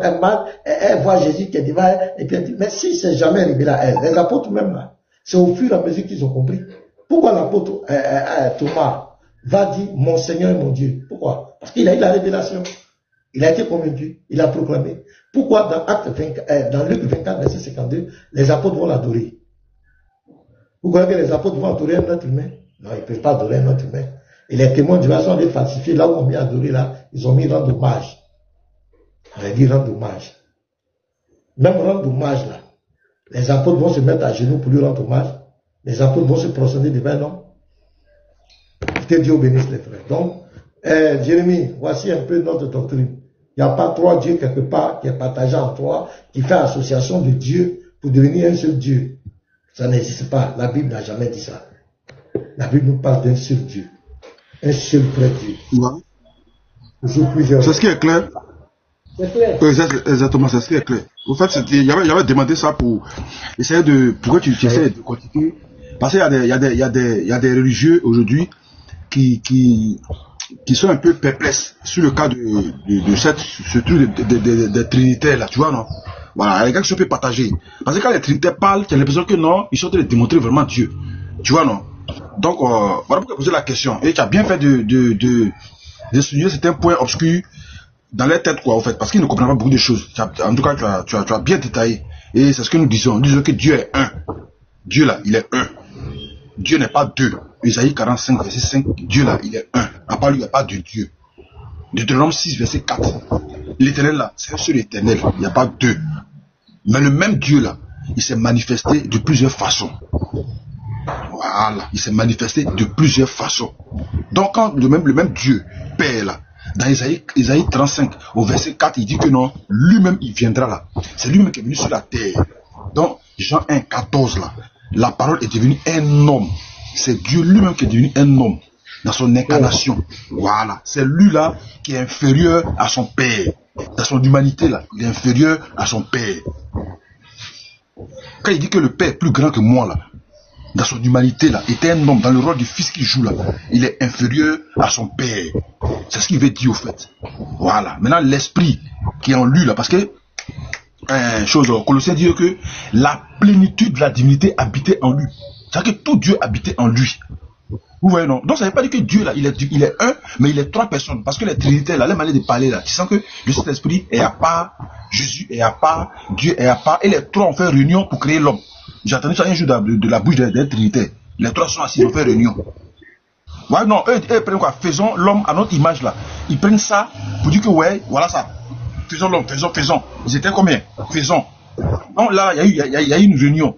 Donc c'est à la sortie de la réunion là qu'ils ont créé l'homme. Tu vois, non? Faisons l'homme à notre image là. C'est à la sortie de là qu'ils ont créé l'homme. Donc, Dieu là, il est trois personnes.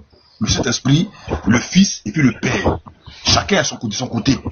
Chacun joue son rôle. Le Fils joue son rôle, le Saint-Esprit joue son rôle. Voilà, eux c'est comme ça, ils comprennent ça. Donc, ce que la Bible dit là. C'est pas biblique, c'est une mauvaise interprétation.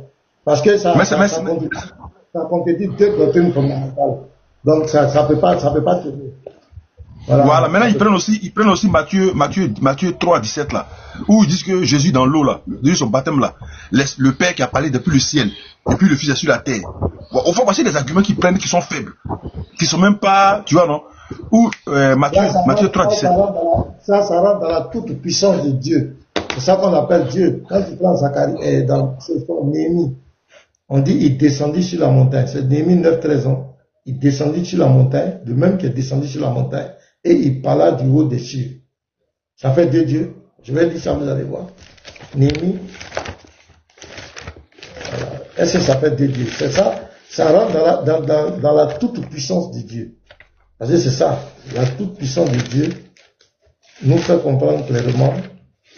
S'il ne pense pas que Dieu peut être à la fois dans le ciel et être sur la terre, c'est qu'il n'est pas Dieu. Mais lui, il est Dieu. Pourquoi lui, il demande quelque chose à un autre Dieu encore? Il a demandé à qui? C'est quel Dieu? Pas te préciser. Néhémie 9, verset 13. Il descendit sur la montagne de Sinaï. C'est lui qui est descendu. Et tu l'as parlé du haut des cieux. Comment quelqu'un qui est descendu sur la montagne, Néhémie 9, verset 13. Il est descendu sur la montagne, il est sur la montagne, et puis il parle du haut des cieux en même temps. Comment vous pouvez expliquer ça? Hébreux 9, verset 11 à 12. Comment il est lui-même le sacrificateur et il est lui-même le sacrifice. Donc, quand ces gens sont obligés de diviser Dieu en deux, ils ne connaissent pas la toute puissance de Dieu. Mon frère, pardon, tu n'as pas, tu es gens de Dieu, c'est pas ton niveau. Attends, on va parler d'Allah un peu. Faut te muter, faut rester tranquille. C'est quoi on t'a dit là, ça, c'est trop fort pour toi, pardon. Tu vas perdre connaissance ici. Voilà. Donc, si vous ne connaissez pas la toute puissance de Dieu, ce n'est pas la peine. Vous êtes obligé de couper Dieu en combien de morceaux? Parce que vous ne croyez pas en toute puissance. Dieu il est tout puissant. Je donne toujours l'exemple du petit sorcier. Un petit sorcier qui est dans la dernière classe de l'occultisme. Il peut être à la fois dans un point A et être à la fois dans un point B. C'est-à-dire un petit sorcier peut faire ça. Mais pour vous, Dieu ne peut pas faire ça. Dieu ne peut pas en même temps parler du haut des cieux et être en même temps sur la terre. Vous ne pouvez pas comprendre ça. C'est quoi ces gens de personnes? Le jour où je vais les croiser, je vais leur demander, est-ce que vous croyez à la toute puissance de Dieu? Est-ce que quand Luc 1, verset 37 dit rien n'est impossible à Dieu là, est-ce que vous croyez en ça? Parce que vous ne croyez pas, pour vous Dieu peut pas être à la fois dans l'éternité. Vous ne croyez pas ça. Et pour vous les musulmans, quand on parle de Dieu, on ne parle pas de votre Dieu. On ne parle pas du Dieu du Coran. Nous, le Dieu du Coran, on ne le connaît pas. Il n'est pas notre Dieu. Tout ce qu'il raconte, vous avez dit dans le Coran, ça n'engage que vous. Ça ne nous engage pas. Quand nous les chrétiens, on parle du Dieu, on ne parle pas du Dieu du Coran. On ne le connaît pas. Est-ce que vous comprenez? Si vous parlez comme on parle là, c'est parce qu'en islam là, c'est interdit de l'associer. De l'associer à Allah. Vous parlez d'un autre Dieu là, c'est comme vous l'associez.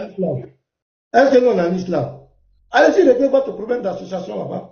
Est-ce que nous on a en islam? C'est pour ça que nous on parle, c'est pas vous l'associez que nous on parle. On s'en fout de ça. Allez-y vous associer. Allez-y vous associer, ça ne nous engage pas, nous, c'est pas notre problème.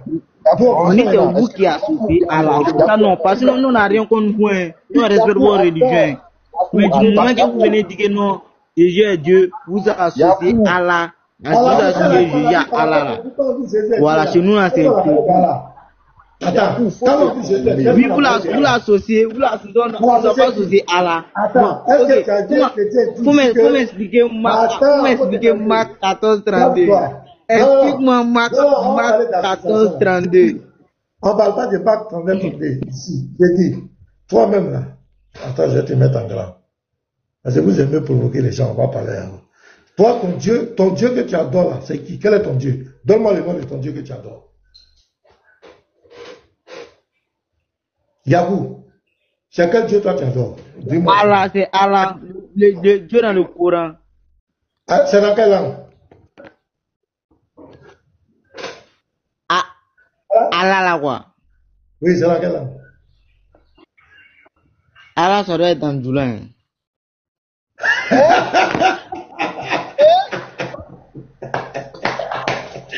Yahou, Allah dans Doulin.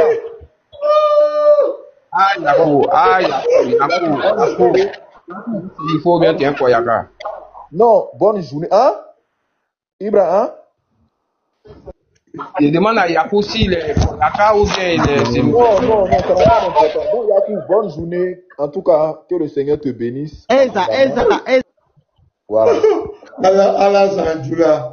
Vous connaissez bien. Ils ne maîtrisent même pas leur religion même. Mais quand c'est qu'ils écrivent ça, ils sont premiers. Une question pour toi. Ibrahim, est-ce que si Dieu a un fils là, ce fils là, on doit l'adorer? Oh. Voilà. Ok. Quand tu dis adorer une personne, ce fils là, moi je vais savoir c'est dans quel sens. Parce que quand je dis il faut adorer sa maman là, c'est différent de l'adoration qu'on donne à Dieu. Voilà. Dans le sens de l'adoration divine, est-ce que lorsque Dieu a un enfant, on doit l'adorer? J'ai dit, est-ce que tu m'as compris? Si peut-être dans la Bible il est dit, par exemple, je vois où tu voulais en venir. Les rois mages sont descendus pour adorer l'enfant. Mais c'était dans quel sens? écoute, ça n'a rien à voir avec les rois mages. Dieu dit Maintenant, c'est ce que je suis en train de te dire là. Je te dis, il y a l'adoration qu'on porte à un fils qui est différent de celui de son père. Par exemple, si le créateur, on va aller dans ton sens.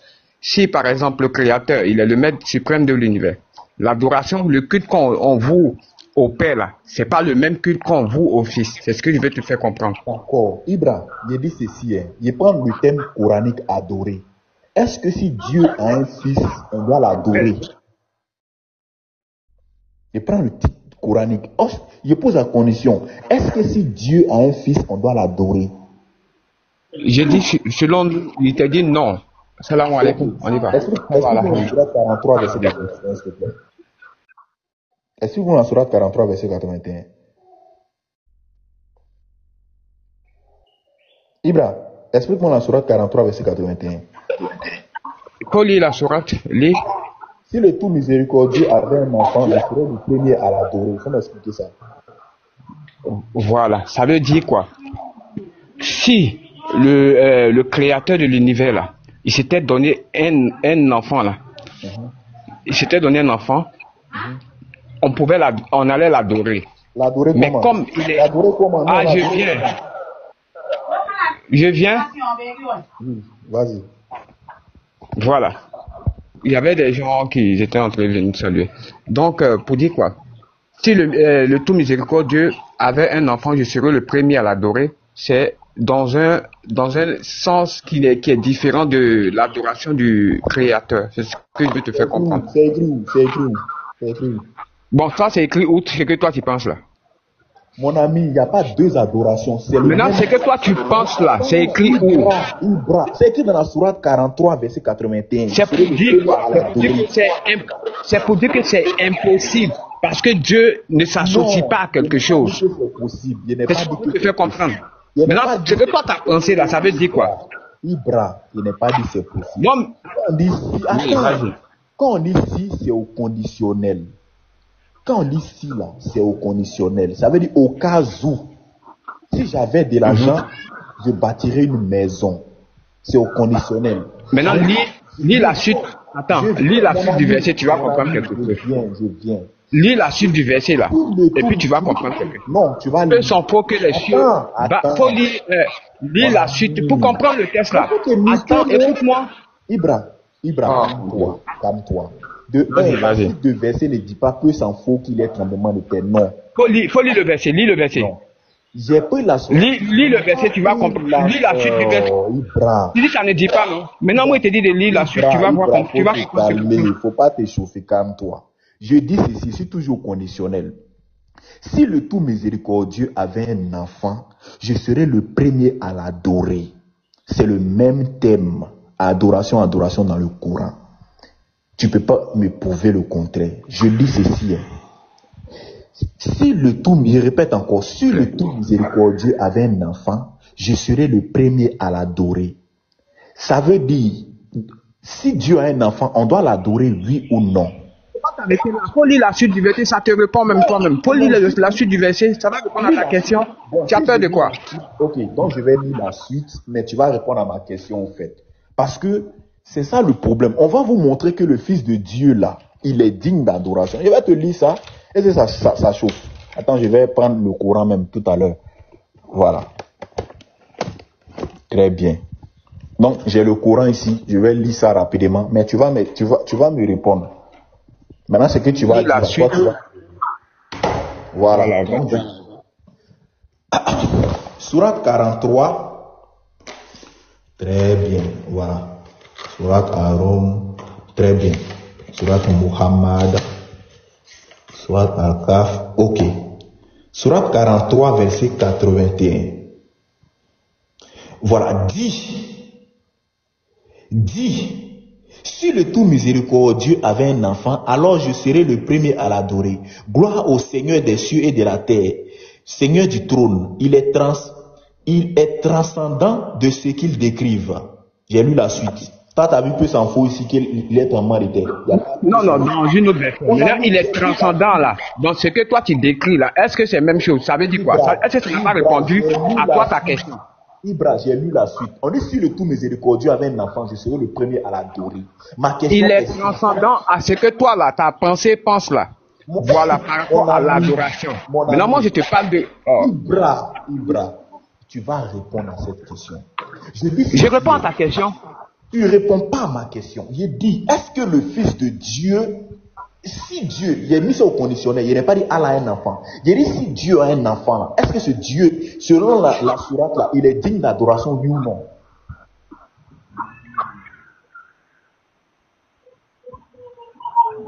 Il t'écoute, il faut parler, il t'écoute. Tu as posé ma question. J'ai dit selon ce verset-là, est-ce que... J'ai dit, moi je t'ai dit. Attends. Si Dieu a un enfant, selon ce verset-là, si Dieu, il met ça au conditionnel, si Dieu a un enfant, est-ce que ce fils-là, il est digne d'adoration? Attends. Calme-toi. Allah, il dit au prophète de dire, il dit, si le miséricordieux avait un enfant là, lui là, le prophète, il serait le premier à l'adorer. Maintenant, Allah, il dit quoi? Allah, ton...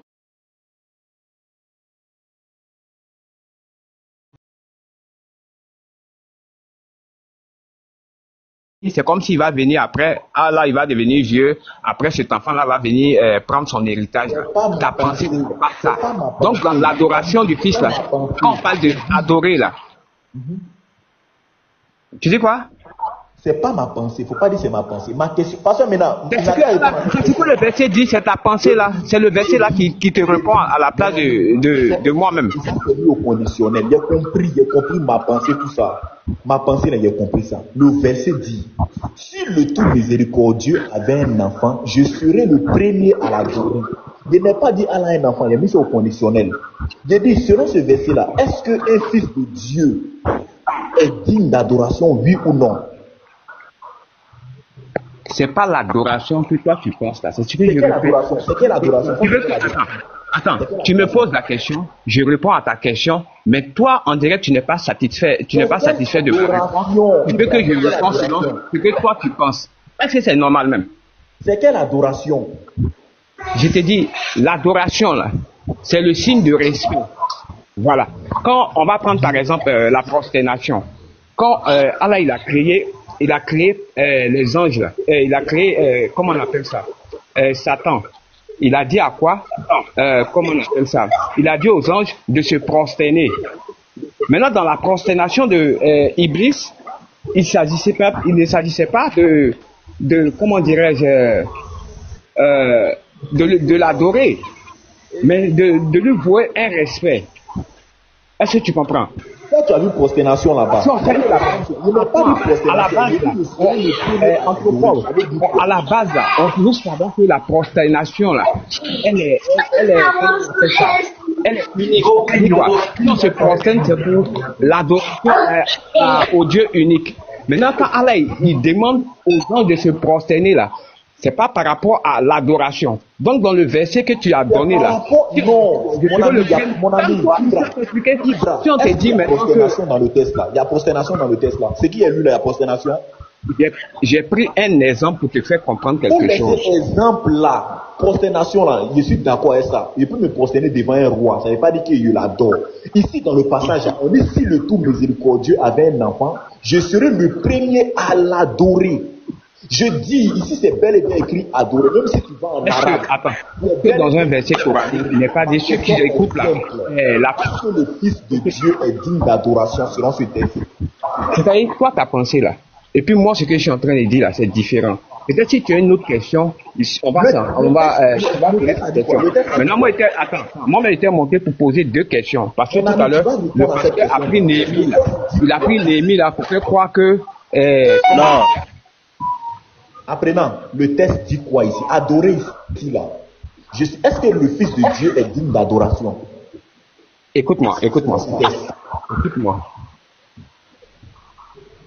On dit le premier, il sera le premier à l'adorer là. Ça ne veut pas dire que c'est pour le prendre comme une divinité. Ça veut dire quoi?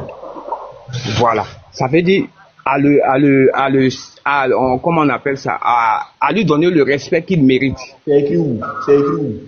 Dans le verset là, Donne-moi le verset, c'est écrit. Il était dit de lire la suite là. Parce que ça dit quoi? Le verset dit que ça transcende toi ton imagination. Là. Ce que tu as en train de penser là. Du moment où le verset dit que ça transcende ton imagination, là, la pensée là, ça ne peut pas partir avec ce que le verset dit. Mon ami, je lis la suite. Tu as dit dans la suite du verset, ça veut dire respecter. Donc moi, je vais lire ça. Lui donner le respect. Verset 82. Gloire au Seigneur des cieux, de la terre, Seigneur du trône. Ils transcendent ce qu'ils décrivent. Laisse-les donc s'enfoncer dans leur fausseté et s'amuser jusqu'à ce qu'ils rencontrent le jour qui leur est promis. C'est mis aussi respect. C'est mis aussi respect.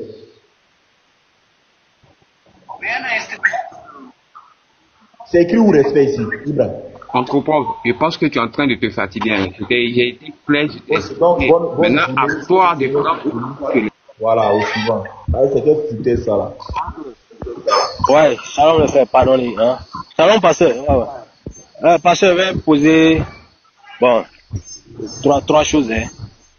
Première chose, alors, si c'est possible. Je voulais réagir, mais c'est le nouveau seulement. Ouais, pardon, il n'y a du pas. Shalom, si c'est possible, il faut organiser un panel un jour où on va échanger entre frères de différents courants, c'est-à-dire que trinitaires et autres. On va échanger en tout cas entre frères où il n'y aura pas de musulmans pour qu'on s'entende sur. Bon, pour qu'on échange sur certains points. Pour ne pas qu'on se mélange avec eux. Après, moi je n'entends pas, c'est qu'ils ont peur de monter ici, c'est pas pourquoi. Ils ne jamais monter sur mon panel. Ouais, tu vois que moi je suis toujours là. Moi, la plupart du temps, quand je parle de la divinité de Jésus, souvent je fais des lives, ils sont en commentaire et tous sont là. Je les vois tous en commentaire. Je t'assure, hein, du plus grand au plus petit, du plus caïd au plus truc, ils sont tous là. Mais bizarrement, quand je dis il y a des questions, ceux qui veulent contredire, bon, ils ne veulent pas. Peut-être qu'ils me respectent, ils respectent trop le pasteur Mina, ils ne veulent pas avoir d'acquaintance avec lui. Mais le maître Diani même qui a demandé débat sur la divinité d'Allah, il a refusé. Attends frère, c'est pas les musulmans. On ne parle pas des musulmans. Parce que on doit comprendre que, voilà, que ce soit clair pour les musulmans, hein, que ce soit la Trinité, ou bien que ce soit le fait de dire que c'est le Père qui est en même temps le Fils, le Coran rejette les deux. Donc, pour les Trinitaires, ils savent que ça ne concerne pas Allah. Les autres aussi, ça ne concerne pas Allah. Donc, quand on fait nos échanges, c'est pas la peine qu'ils vont se mettre dedans, parce que des deux côtés, rien ne les arrange. Ça, que ce soit clair dans l'esprit. Et par exemple, moi, je demande ça pourquoi. Je suis trinitaire, mais je suis généralement ici, parce que c'est le sens de comment on mène et puis comment comprendre les choses. Le problème sur lequel, peut-être qu'on a des différences, c'est quoi? C'est la notion d'un seul Dieu. On a la notion d'un seul Dieu. Pasteur, on peut dire qu'il y a un seul bâton, un seul homme, un seul véhicule. Ça c'est un seul, c'est le même un seul qui est prononcé. Abou, faut te muter d'abord. Abou, faut te muter d'abord, il va finir. Voilà, parce qu'on est d'accord aussi qu'on peut dire un seul couple, un seul cortège, un seul groupe. C'est le même mot, un seul qui est employé.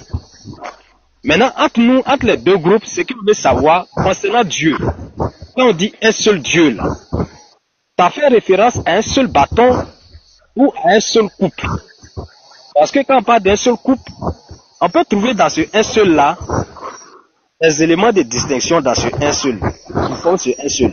Moi j'aime ce que tu as dit. Tu dis que c'est même Dieu là qui est à la fois le Père, qui est à la fois le Fils, qui est à la fois le Saint-Esprit. Même Dieu qui est à la fois le Père, le Fils et le Saint-Esprit. C'est que nous disons. Mais dans la notion de un seul, c'est là qu'il faut qu'on essaie de se comprendre. Un seul là, est-ce que c'est un seul bâton ou bien un seul couple? C'est ce qu'on veut essayer de voir. Par exemple, quand on prend certains passages, ce sont des éléments de méditation. Moi, je ne suis pas attaché à une position en tant que telle. Parce que je sais que le salut, c'est d'abord autre chose, et puis la compréhension. L'enseignement vient après le salut. Donc, le Seigneur même l'a dit. Donc, l'enseignement, on peut changer de bord sans aucun problème. Quand on prend Genèse, quand on dit faisons l'homme à notre image, comme Jérémie l'a dit. Bon, On pourrait dire que c'est un nous de majesté comme les musulmans, parce que pour eux, un seul Dieu veut dire un seul bâton. Maintenant, quand on prend dans Genèse 3, verset 22, où on dit que l'homme est devenu comme l'un d'entre nous. Là, on est obligé de méditer plus profondément l'un d'entre nous. Il n'y a plus de nous de majesté à ce niveau. Quels sont ceux l'un d'entre nous? Donc, c'est des choses sur lesquelles on peut échanger, mais dans un autre cadre. Pas mélanger les musulmans pour créer le cafouillage. Les relations précieuses fait ça très souvent. Mon travail, on échange calmement, sans animosité, mais il faut que ce soit dans l'esprit tranquille, quoi. Donc, merci beaucoup, pasteur. C'est ce que vous voulez dire. Merci, frère. Non, je te comprends, hein, je comprends ton truc. Mais le problème, c'est quoi? En tant que chrétien, parce que, en tant que chrétien, quand tu développes ta doctrine, tu vas contre Deutéronome 6, verset 4, ou Deutéronome 32, le verset 39, ça devient un problème. Quand on parle de faisons l'homme à notre image, bien, l'un d'entre nous, ça ne précise pas. Ça peut être Dieu qui parle aux anges. Parce que les anges aussi sont esprits. Ils peuvent s'exprimer. On ne parle pas là de trois dieux qui sont en train de se parler. Ça, d'abord même, ce sont des versets qui ne sont pas clairs. On ne peut pas s'appuyer sur ça. Mais il y a des doctrines essentielles. Par exemple, quand on parle de écoute Israël, notre éternel est un seul éternel. Donc, il n'y a qu'un seul éternel. Donc, s'il y a une doctrine, quelqu'un qui vient, parce que moi, j'ai discuté avec les trinitaires, ils disent que le Père, il est éternel.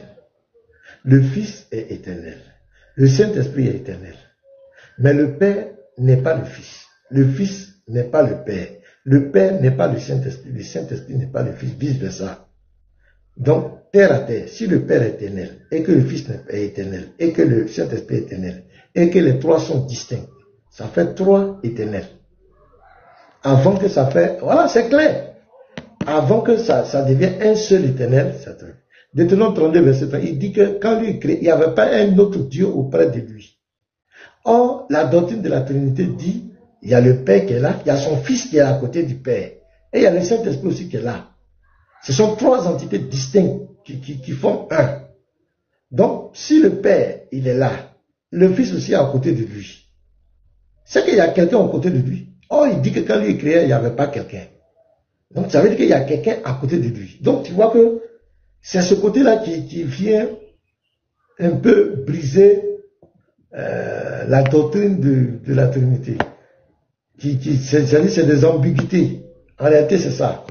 Moi, je ne les condamne pas, mais moi, je dis qu'il faut qu'ils revoient leur position vis-à-vis de la doctrine. Peut-être que c'est une mauvaise interprétation, une mauvaise compréhension. Nous mettons forcément l'accent sur l'omnipotence de Dieu. Parce que c'est ça qui fait de lui Dieu. Est-ce que Dieu a-t-il besoin de se partager en toi? Non. Dieu peut jouer plusieurs rôles en même temps, plusieurs fonctions en même temps. Moi, je suis d'accord avec toi. Parce que rien ne lui est impossible. Rien ne lui est impossible. Il est capable d'être à la fois le Père, le Fils et le Saint-Esprit. C'est pourquoi il a dit baptisez-le au nom du Père, du Fils et du Saint-Esprit. Il a cité les trois. Mais qu'est-ce que les apôtres ont fait? Ils ont baptisé au nom de Jésus. Et ils ont compris que ce n'est pas trois entités. Que c'est la même entité. Et quand le Saint-Esprit est venu, le Saint-Esprit leur a ouvert l'esprit, l'intelligence. Au ciel là-bas, par exemple, quand on va au ciel, quand tu dis là, au ciel là-bas, quand on va partir, c'est devant le Fils qu'on va comparaître. C'est devant Jésus qu'on va comparaître. Maintenant, le Père, il sera où? Pendant que le Fils est en train de juger. Le Saint-Esprit sera où? Là-bas. On dit le trône de Dieu et de l'agneau. Si c'était des personnes distinctes, on aurait dit les trônes. Mais on aurait dit trois trônes d'abord, avant que ça passe un. Mais on parle du trône. Ils ont le même nom, ils ont le même serviteur, ils ont la même face. Le trône de Dieu et de l'agneau. Moi et le Père, nous sommes un. Donc c'est la même entité pour nous, c'est la même entité qui joue toutes ses fonctions, ses rôles. Mais dit que le Père, il est Dieu, il est là. Voilà, le Père, il est Dieu, il est là. Le Fils aussi, il est Dieu, il est là. Le Saint-Esprit aussi, il est Dieu, il est là. Et puis les trois maintenant, les trois forment maintenant un. Mais lui là, il est différent de lui là. Écoutez très bien. Et lui là aussi est différent de lui là. Lui, il est Dieu. Il n'est pas lui là. Il est différent de lui. Lui aussi, il est Dieu. Il est différent de lui là. Lui aussi, il est Dieu. Ça fait trois dieux. Ça là, lui là, il est Dieu, mais il n'est pas lui là. Lui aussi il est Dieu. Lui aussi il est Dieu, mais il n'est pas lui là. Lui il est éternel, mais il n'est pas lui là. Et lui aussi il est éternel, mais il n'est pas lui là. Avant qu'il soit un là, mais il y a trois qui font un. C'est ça qui est un peu compliqué à expliquer. Parce que ça brise la doctrine, ça devient trois dieux. Trois dieux en un, trois dieux. C'est ça qui est compliqué. Parce que je peux lire un verset dans le sens là. Vas-y. Non, je devais intervenir ok. Là. Depuis il y a un verset dans le sens rapidement. Non. Ça, c'est que tout le monde dit après, ça fait 1 heure de temps, 2 heures de temps. Non, c'est pas pour parler. Vous lire le verset. Non, lui aussi, après, il a dit il ne va pas durer. Après, il a duré. Moi aussi, c'est pour lire un verset. Il faut écouter, frère. Moi aussi, c'est pour lire un verset, frère. Je vais lire un verset, je descends. Je vais lire un verset. Oui, j'étais là depuis.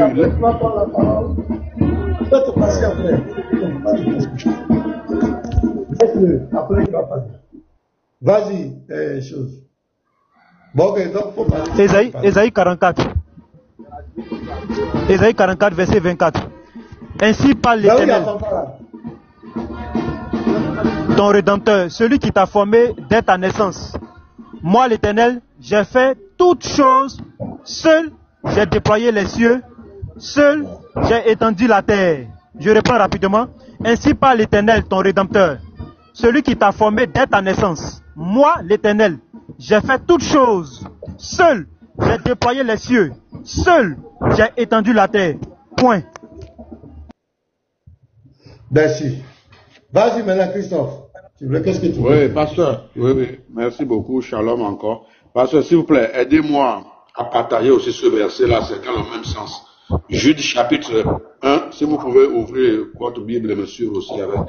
Parce que vous allez m'aider. Jude chapitre 1. Oh, pardonnez, j'ai l'appel là. Quelqu'un d'autre peut l'aider à dire. Ok.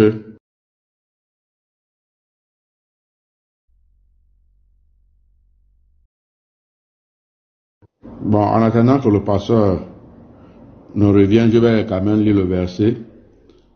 C'est Jude chapitre 1. Je lis d'abord le verset 5. Il dit, je veux vous rappeler à vous qui savez fort bien toutes ces choses, que le Seigneur, après avoir sauvé le peuple, non, je me suis trompé, je devais lire le verset 4 d'abord, pardon. Car il s'est glissé parmi vous certains hommes dont la condamnation est écrite depuis longtemps, des impies qui changent la grâce de notre Dieu en dissolution et qui renient notre seul Maître et Seigneur, qui renie notre seul et Maître Seigneur. Donc ici ça confirme encore qu'il y a un seul Seigneur, notre seul, c'est bien précisé, notre seul et Maître Seigneur. Voilà. Maintenant, le verset 5. Je veux vous rappeler, à vous qui avez fort bien toutes ces choses, que le Seigneur, après avoir sauvé le peuple et l'avoir tiré du pays d'Égypte. Donc, dans le verset 4, on nous parle de Seigneur. Dans le verset 5, on nous parle de Seigneur. Mais dans le verset 5, le rôle que le Seigneur joue ici est un rôle qui a été joué dans l'Ancien Testament, dans l'Exode, quand il s'agissait des enfants d'Israël de quitter l'Égypte. Le Seigneur les a sauvés et les a tirés du pays d'Égypte. Bon, je veux que quelqu'un m'explique quelle est la différence entre le Seigneur. S'il y a une différence entre le Seigneur dans le verset 4, voilà pourquoi j'avais besoin du pasteur, j'attends qu'il arrive, je peux reprendre ça. S'il y a une différence entre le Seigneur dans le verset 4 et le Seigneur dans le verset 5, puisque le verset 4 nous dit qu'il y a un seul Seigneur et précise le nom de ce Seigneur, Jésus-Christ. Dans le verset 5, on nous parle encore du Seigneur qui a tiré le peuple de l'Égypte. On n'a pas précisé le nom. Et le nom de ce Seigneur dans le verset 5, alors que dans le verset 4, on nous a bien précisé le nom du Seigneur. On nous dit en même temps qu'il y a un seul et unique Seigneur, un seul et maître Seigneur. J'insiste pour me faire bien comprendre. Je ne sais pas si quelqu'un peut me donner le nom du Seigneur qui est dans le verset 5, qui a joué un rôle dans l'Ancien Testament. Je ne sais pas si je me suis fait comprendre. Si quelqu'un a compris, il peut prendre la parole, le temps que le pasteur revienne.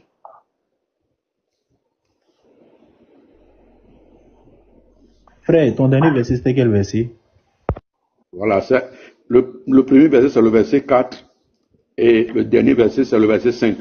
Donc, dans le verset 4, frère Andropo, il est dit, vers la fin, parce que j'ai déjà lu ça, que il y a, bon, je vais relire, le verset 4, car il s'est glissé parmi vous certains hommes dont la condamnation est écrite depuis longtemps, des impies qui changent la grâce de notre Dieu en dissolution et qui réunit notre seul, c'est l'adjectif seul là qui m'intéresse, notre seul maître et Seigneur Jésus-Christ. Donc le verset là confirme, le verset 4 de Jude 1 confirme qu'il y a un seul Seigneur, comme le pasteur vient de le dire. C'est un seul et unique Seigneur, il n'y a pas deux Seigneurs. Maintenant, frère Andropol, regarde dans le verset 5, on nous parle aussi d'un Seigneur là-bas, que je veux vous rappeler, à vous qui savez fort bien toutes ces choses, que le Seigneur, après avoir sauvé le peuple et l'avoir tiré du pays d'Égypte, là on parle d'un Seigneur dans l'Ancien Testament, parce que l'histoire qu'on cite dans le verset 5, s'est passée dans l'Ancien Testament, où Dieu a sauvé le peuple du pays d'Égypte. Or, en haut au verset 4, on a donné le nom du Seigneur. On dit Seigneur Jésus. Le seul et maître Seigneur Jésus. Maintenant, dans le verset 5, on a parlé d'un Seigneur qui a tiré les enfants du peuple de l'Égypte, mais on n'a pas donné le nom. Mais je veux savoir, qui peut nous donner le nom du Seigneur qui est cité dans le verset 5? Voilà ma préoccupation. Ok, donc je vais t'expliquer ça rapidement. Regarde, effectivement, tu as raison, parce que c'est mis un seul Seigneur, Jésus-Christ. Donc, ce Seigneur-là, c'est Jésus-Christ, tu vois. Par exemple, j'ai échangé avec un musulman. Bizarrement, il a eu la grâce. Pasteur Mena était en bas, il a suivi un peu. C'est vrai qu'il n'y avait pas beaucoup de personnes, mais Pasteur Mena et puis certains frères ont suivi un peu mon échange. J'ai posé le même problème, mais le petit, il a fini par reconnaître qu'il s'agissait de Jésus-Christ. Mais il a voulu associer Paul un peu. Regarde par exemple, prenons 1 Corinthiens chapitre 10, on va lire ensemble. 1 Corinthiens chapitre 10, le verset 1, tu vas voir, pour mieux expliquer ce que tu es en train de dire. 1 Corinthiens chapitre 10, tu vas voir. Verset 5. Ouais, 1. Après, du verset 1. Okay. Frère, je ne veux pas que vous ignorez que nos pères ont tous été sous la nuée, qu'ils ont tous passé au travers de la mer, qu'ils ont tous été baptisés en Moïse dans la nuée et dans la mer, et qu'ils ont tous mangé le même aliment spirituel. Pause, frère. Voilà. Quand on dit nos pères ici, il s'agit de ceux qui marchaient avec Moïse dans le désert. C'est ça, non? Effectivement. Oui. Très bien. Continue le verset. Voilà, le verset 4, c'est ce qui explicite maintenant. Et qu'ils ont tous bu le même breuvage spirituel, car ils buvaient à un rocher spirituel, et qui les suivait. Et ce rocher était Christ. Ok, bon, généralement, les chrétiens utilisent ce verset-là, les musulmans nient ça. C'est pas grave, vous comprenez, mais on va aller un peu en profondeur. Continue un peu le verset 6, tu vas voir. Avec le verset 6, okay. Oui, continue. Or, ces choses sont arrivées pour nous servir d'exemple, afin que nous n'ayons pas de mauvais désirs comme ils en ont eu. Comme ils en ont eu. Le ils est mis pour ils en ont eu est mis pour les pères dans le désert. Oui, parce que c'est au pluriel. Continue un peu encore. Ne devenez point idolâtres comme quelques-uns de selon qu'il est écrit, le peuple s'assit pour manger et pour boire, puis il se lève pour se divertir. Ça, c'est l'histoire du veau d'or. Oui.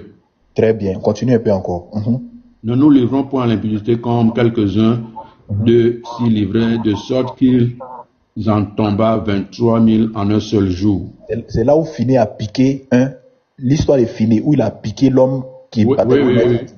Oui, Ok, oui. on continue un peu encore. Vas-y maintenant, Oui. le verset Ne important tentons là. point le Seigneur comme le tentaient quelques-uns d'eux qui périt par les serpents.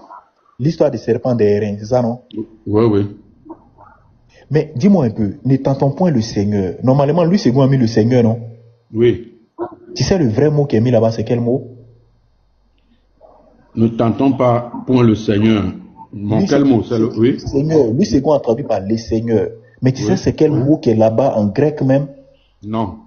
C'est le mot Christ. Ne tentons point le Christ comme quoi? Continue, tu vas voir. Comme le tentaient quelques-uns d'eux qui périt par les serpents.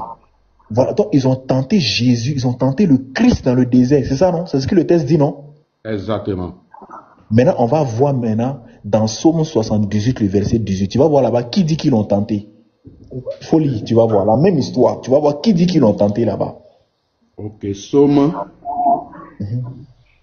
78, le verset 18. Ok, un instant. Alors, la publicité là. C'est quoi cette thèse? Excusez-moi un instant. Si quelqu'un a la page peut lire, il y a la publicité qui m'embête, je vais les enlever. Oui, c'est bon. Somme, vous avez dit Somme. Somme, oui. Frère, rappelle-moi le verset. Psaume, le verset 18. Somme combien? 78, le verset 18. Ok, 78, le verset 18. Ok. 78, le verset 18 dit ceci. Après vous là, je vais arrêter, hein, les gars. Je vais arrêter, Ok. je dois faire. Ils tentaient Dieu dans leur cœur en demandant la nourriture selon leurs désirs. Fin. Voilà.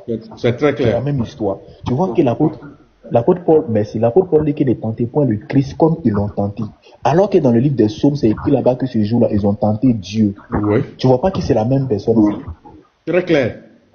Il n'y a même pas de débat. Voilà. Donc, voilà. Donc, Merci donc, beaucoup. revenant à mon verset, ça veut dire dans Jude, le chapitre 5, celui qui a tiré les enfants d'Israël des eaux d'Égypte, c'était Jésus-Christ.